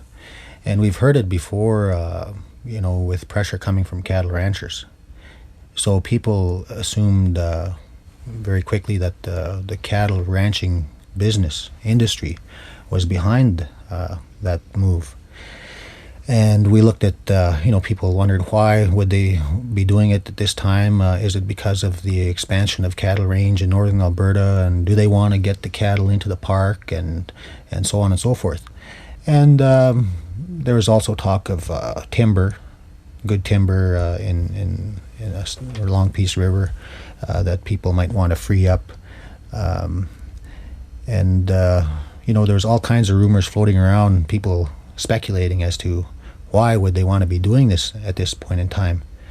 And, we were told that it was the two diseases were a perceived threat and a perceived risk just by the fact that they're there. But it was all red flagged and blown out of proportion, and there was a very heavy lobby being done to push that plan through. But I think credit to people in all the communities around the park. They organized very well, stood up and fought against the proposal, and brought their own traditional experts, elders, and people who've lived with the buffalo and lived out on the land for years to combat the things that were being told about these animals by biologists and veterinarians. Some enthusiastic proponents of the slaughter suggested that the armed forces bring along their helicopter gunships to help out with the hunt. This did not help their cause. As the public outcry grew, biologists like Cormac Gates came up with another scenario. One way would be to select animals from a herd from which you wanted to salvage. Those animals which tested negatively for the diseases. Those animals would go into a breeding facility and would never exit it because the tests currently available can provide false negatives. So animals can actually be infected and test negative. And therefore it's very important that those animals not be released back to the wild again. Therefore you're dealing with a quite intensive program with respect to salvage, where you would breed those animals, remove their offspring at birth, raise them by hand, and remove the offspring of those animals at birth, raise them by hand, and then at that point, after having gone through two generations born in captivity, you should have a clean herd if you've used appropriate measures. Lynn Herron remembers the meeting after the initial angry reaction to the call for a slaughter of the wood buffalo herd. I met with a group, the citizens from here and from other places, and oh no, they were going to kill all the buffalo off, and the minute they said, well, we don't want to kill them all off.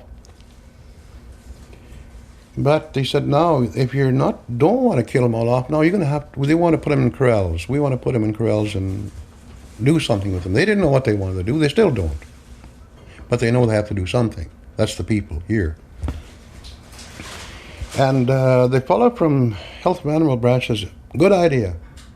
But you must remember, you're going to have to hold them for 10 years. And if you held them for 10 years in the corral, what have you got? You've got domesticated animals. What are you going to do with them? Who's going to feed them? Who's going to feed 3,000 animals for that length of time, or even more because they increase? They don't realize how much it takes to feed a buffalo or how much water they drink. You see, we tried all those experiments while we were buffalo management. What happens to a buffalo? What does he eat? How much does he eat in a day? How much water does he drink in the summertime? We tried all those things. We know all those. What happens to them?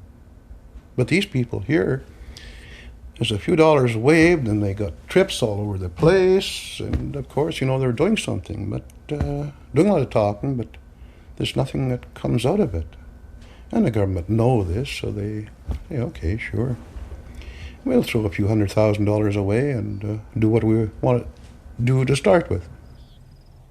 Len Herron believes that the plan to slaughter off the park herd will go ahead one way or the other. The biologists and the bureaucrats are too powerful to be denied. Proponents have argued that cattle are at risk, despite the fact that there is not a single documented case of brucellosis being passed from buffalo to cattle. And tuberculosis?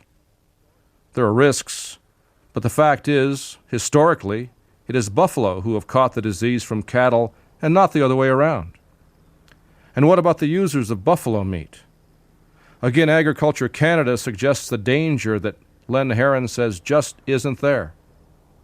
This from a man who killed some 5,000 buffalo in the 20-odd years he was a warden working with the park's bison management program.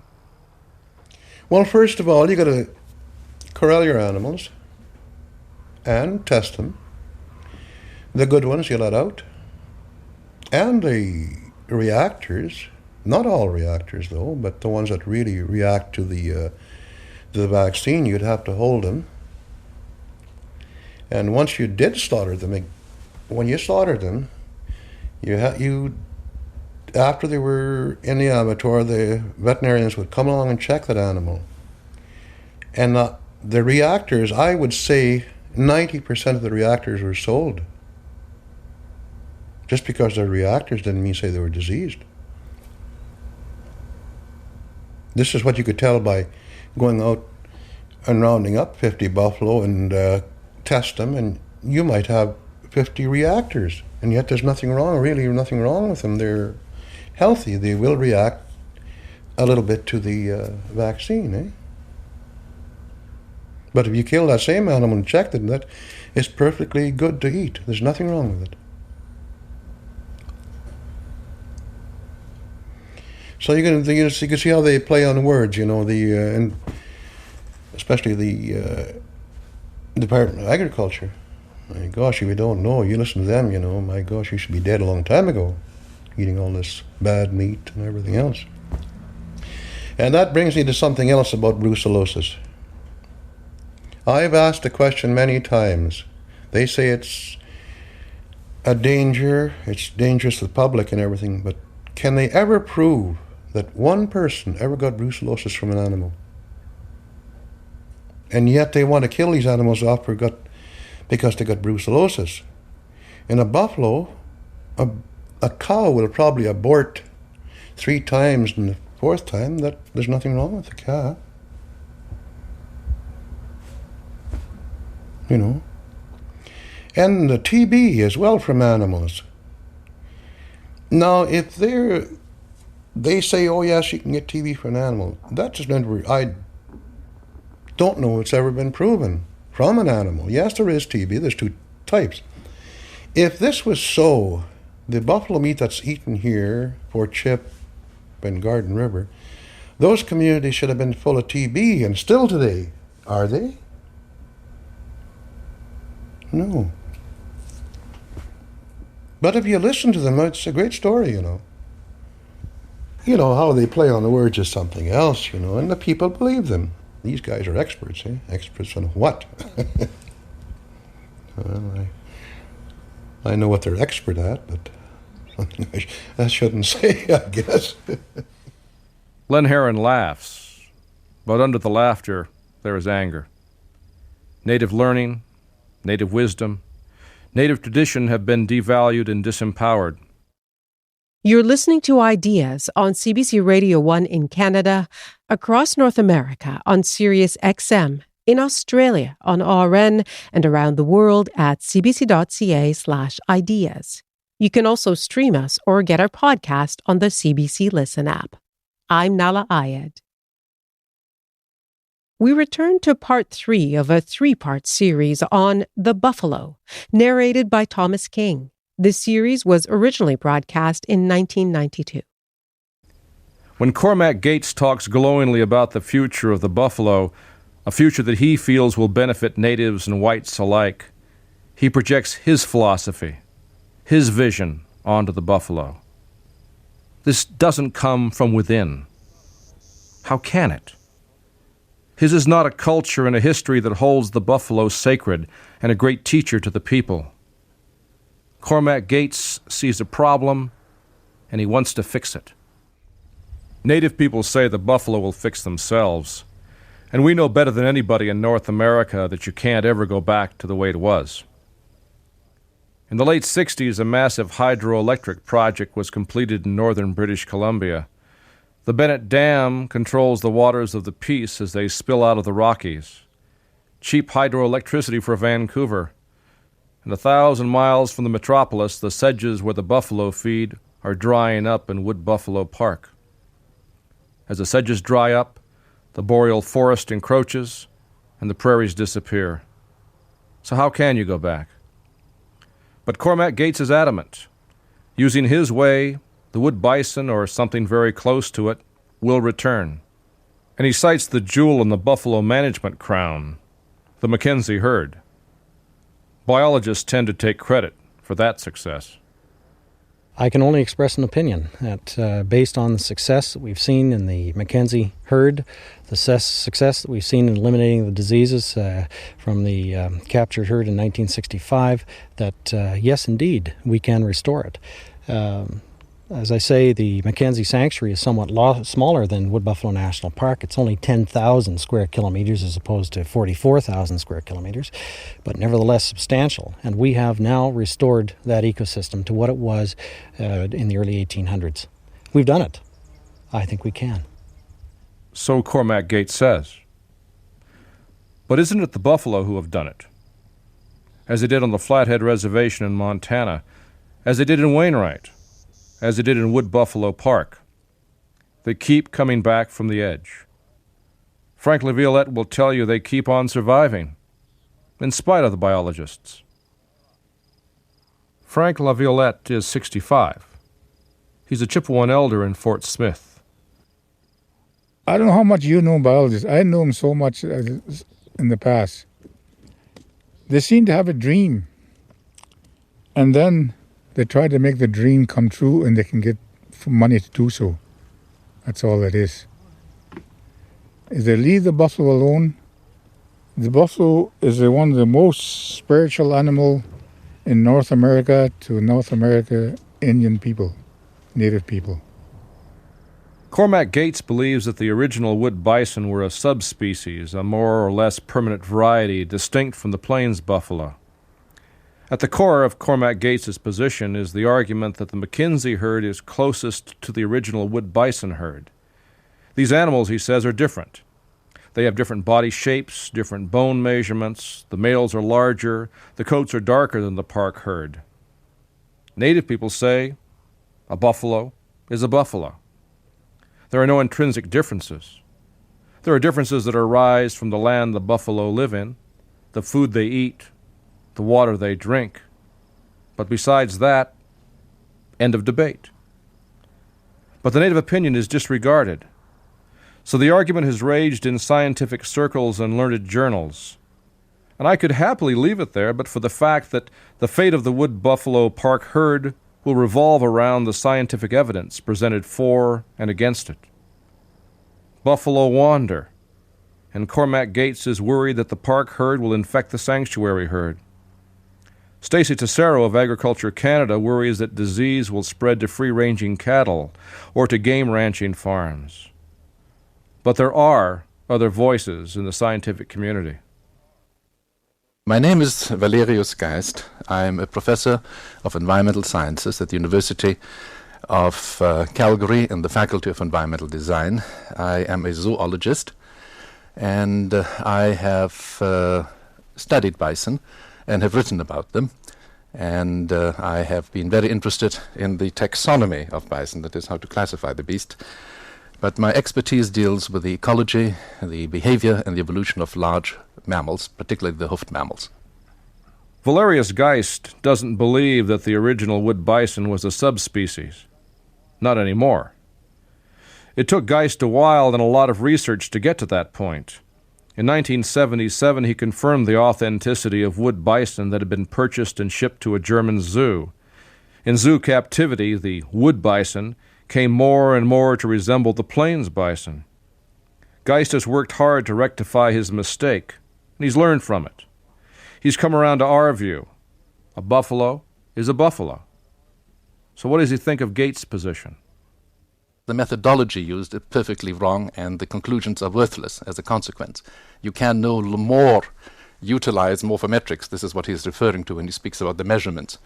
You cannot use comparative morphometrics for taxonomy.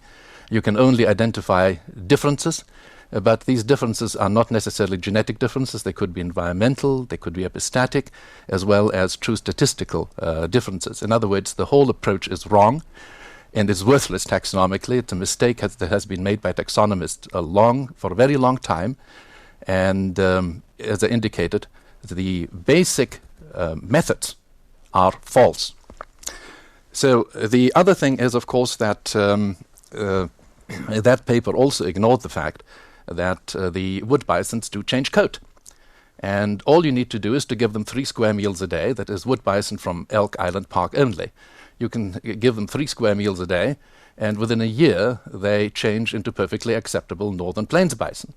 And this is what has happened repeatedly. This has not only happened in zoological gardens, this has happened also with introduced populations, because the bison that you find in the Mackenzie Bison Sanctuary, for instance, do not look at all like the bison from the 1970s that were found in Elk Island National Park. We also investigated files and records in archives trying to find illustrations of the original wood bison, and we found them. And these were, this is the pictures taken by William Rowan, the late William Rowan, the rather famous zoologist from the University of Alberta. And Rowan's photos and sketches show a perfectly good so-called plains bison. He's a blunt-spoken man, Valerius Geist. He doesn't believe that tuberculosis and brucellosis in buffalo herds are a threat to cattle, or that the park herd threatens the sanctuary herd. Game ranching, the husbandry of wild animals like elk in fenced environments, is the real threat. And a recent devastating outbreak of these diseases in Alberta game ranches supports his argument. First of all, the reason for removing the bison by Agriculture Canada has been to eliminate the bovine tuberculosis and bovine brucellosis from Canada, so that our cattle herds might enjoy TB and brucellosis-free status. Well, if that is the avowed aim of Agriculture Canada, then you don't look at bison as your primary area of activity. Your primary area of activity should be to eradicate game ranching out of this country. On the contrary, however, Agriculture Canada has been supporting game ranching, and Agriculture Alberta and Saskatchewan, of course, as well. And game ranching is far, far more dangerous from the perspective of diseases, far more dangerous, and it has been shown to be the case in the last year. In other words, we told them this was going to happen, and it is happening at the present time. The reasons are these. It is very difficult to identify diseases, livestock diseases, in living game animals. They're not livestock. These are creatures which are physiologically, ecologically, behaviorally totally different from livestock. Furthermore, our quarantine and administrative procedures are not good enough to catch the diseases. Thirdly, these animals continuously escape from captivity and therefore form a bridge between wild and captive populations, so that we may yet see, unless it is already happening, bovine tuberculosis escaping into the foothills and the Rocky Mountains. And furthermore, because of the high profits that are to be found in game ranching currently, there is a very large criminal activity involved, which has smuggled already diseased animals into Canada. So you are facing in game ranching a very, very real threat, disease threat to the livestock industry. Now, if you don't know that, and you're supporting game ranching, then you haven't done your homework. So why does the buffalo, which has given so much and suffered so long, become the pawn yet again? Ask George Krasuski in Fort Smith, and he'll tell you the answer is no surprise. White society isn't listening. It's probably a natural result of the way society is set up now. It seems to me that decisions are being made in very, very small locations or concentrated in a very small part of the country. In Ottawa, for example, or in the Alberta legislature. And the actual decision-making process doesn't involve people out on the land, people in the country, people in the smaller communities, people that occupy the majority of this country. The decisions that are being made in the cities. So I think the problem stems from people making decisions without full understanding, without full knowledge. It's made on theory, on statistics, on data. But all of that is just smoke, compared to getting out into the country and understanding how things are going to be affected. Mary Herron talks to the buffalo, and she listens to them. Along the highway outside Fort Smith, the buffalo are her teacher. Or you can look them in the eye and talk to them. Say, how are you today? Well, how do you do that? Oh, you just ride along, and if it's in the ditch, and there might be an old one there and walking pretty slow, so you just drive along beside it. Yeah. And then, they just drudge you along, and then finally they take off in the bush. What do you say to a buffalo if you're going to talk to him? Well, I would, anything. I talk to them. Just not only a buffalo, anything else, I can go in the bush and talk to the birds just like I would talk to you or anybody else. Of course, they can't communicate with me like we could, but they live too. And I don't know, it just gives you a relaxing feeling. To be out there with. Mm-hmm. Maybe it's because I was brought up in that environment, I don't know. Do you think buffaloes have a personality, or? I would say, yeah. What would make you think that? Well, if they didn't, they would be more harmful to the human being. And like as I said, they're not. Sure, they're a big animal and that, but yet they're not harmful to the people. If Cormac Gates were to talk to Mary Herron, would he hear what she has learned from the buffalo?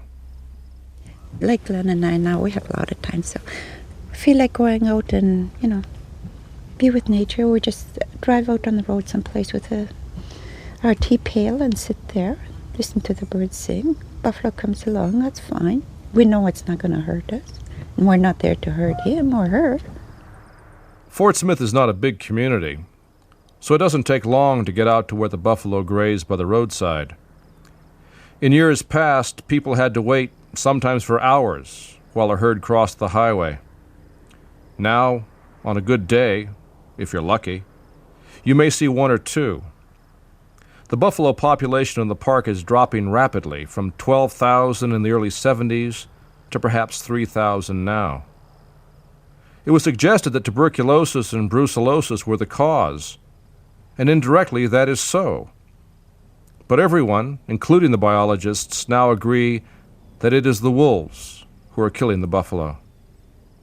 They take out mostly the calves. The survival rate for yearlings is terribly low. 1 in 10 may make it. Native people in Fort Smith and the other communities surrounding the park want to see the bounty on wolves restored. They say the park is out of balance. Nature interfered with too much to let the wolf population alone. But Doug Stewart, the park superintendent, won't hear of culling the wolves. It might be a solution, but it's not one that's acceptable to the national park. At this point, we're not prepared in any way to consider wolf control. It's totally premature, to even discuss it. It's something that is not in keeping with our view of how to manage a park and how to allow natural processes to occur. And it's something we're not really willing to consider. And it is not that Doug Stewart is insensitive to Native knowledge. It's not part of my experience and my culture to appreciate animals in that way. I appreciate animals as in a totally different way from a Native person.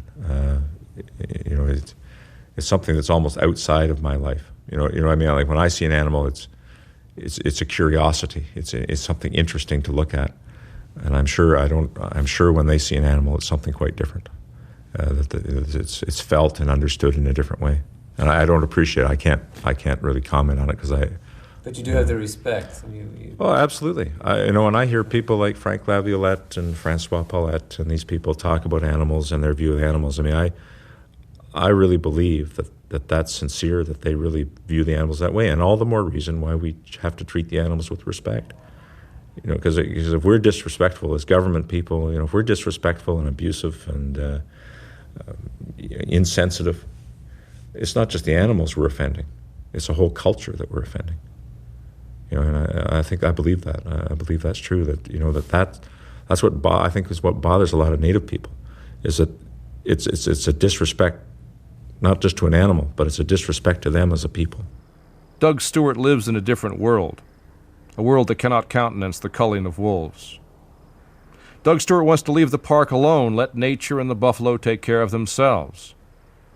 Native people believe that the buffalo can cure themselves if something is done about the wolves.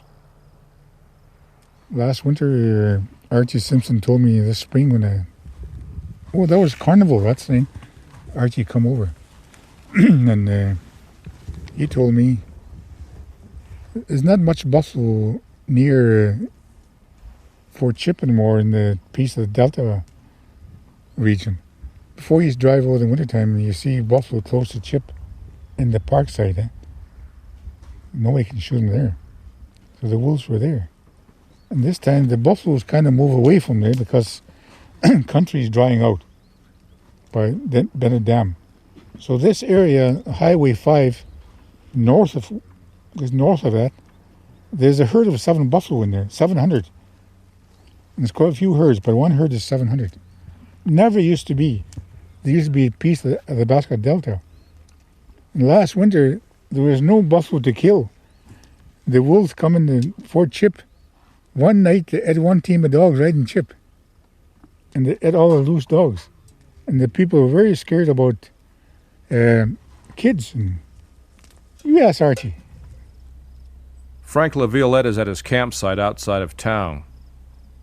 He talks about the wolves. He talks about the buffalo.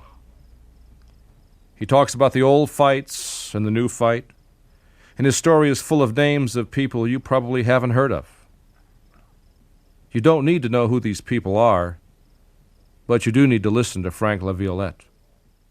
I would like to see something done before I die. Buffalo, save the buffalo, or have a program to weed out the buffalo to survive.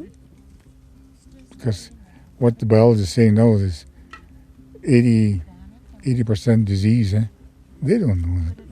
Is a 57 buffalo kill around Christmas on Mission Farm, not far from Smith.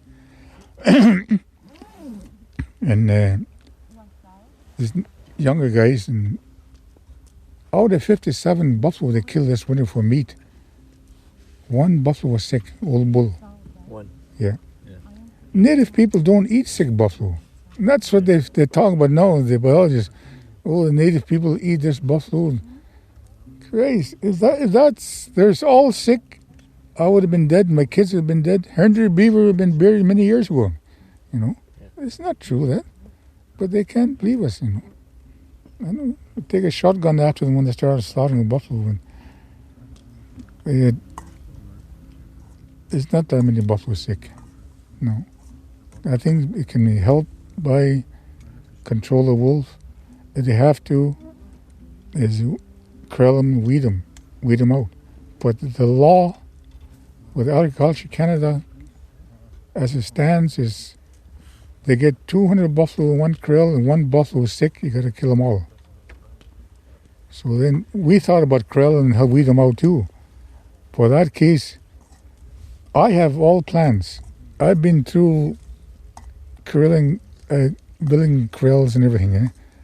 It's so simple. You don't need no Cormac Gates to come and show us how to build corrals. We got people who can do it. We don't need the goddamn Agriculture Canada to show us how to build corrals. But if the law is one buffalo sick and kill them all, then we had it. And we work for nothing. So that I still think, I don't think they're going to kill them all off. I don't think so. I hope not. And I'll actually see something done before I go, because I'm living on borrowed time. But I'm still struggling to support the future of my grandchildren. My main thing now is the bison.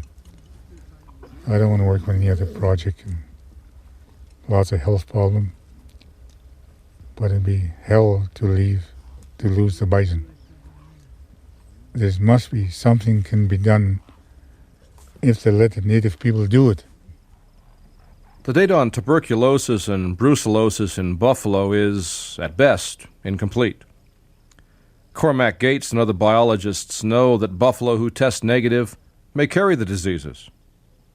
He's confident the Mackenzie Sanctuary herd is clean, but how can he be sure? How can he achieve zero risk? Well, he can't. There is no question the wood buffalo herd is in trouble, but rather than embark on a wholesale slaughter or an intense culling, why not listen to native elders? Listen to those who know. That is beginning to happen. In the wake of the controversy over the proposed slaughter, a buffalo management group has been set up with equal representation of native and non-native people. The first panel, the one that came up with the slaughter recommendation, had only one native member. This new board may give the buffalo some breathing space, some time.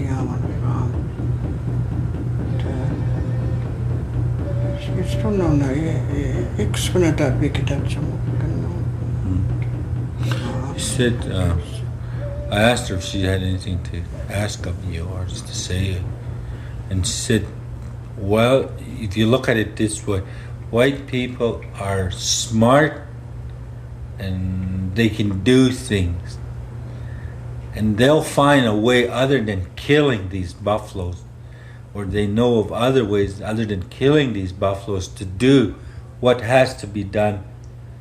And with our help and strength of prayers, and if they come to us for resources to work together, we should be able to do something.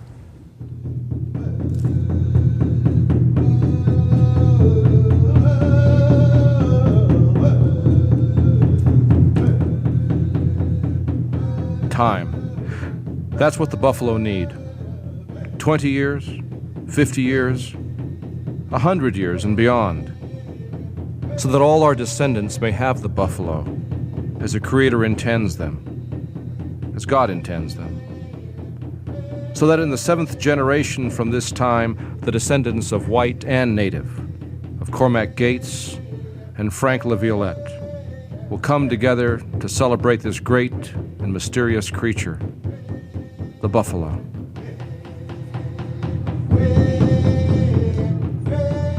We still figure they run with us.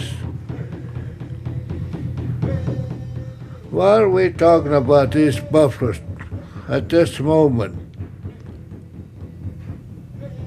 I can picture them in my mind, out on the prairie.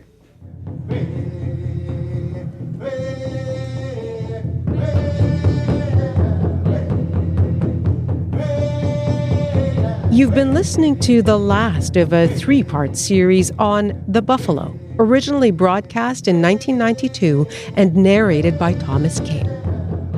Today, the wood bison remains a threatened species. The herd at Wood Buffalo National Park was never culled, mostly because of public opposition. It remains stable at about 3,500 or 4,000 animals, but bovine tuberculosis and brucellosis can still be found in about 40% of the animals. This series was produced by Bill Law.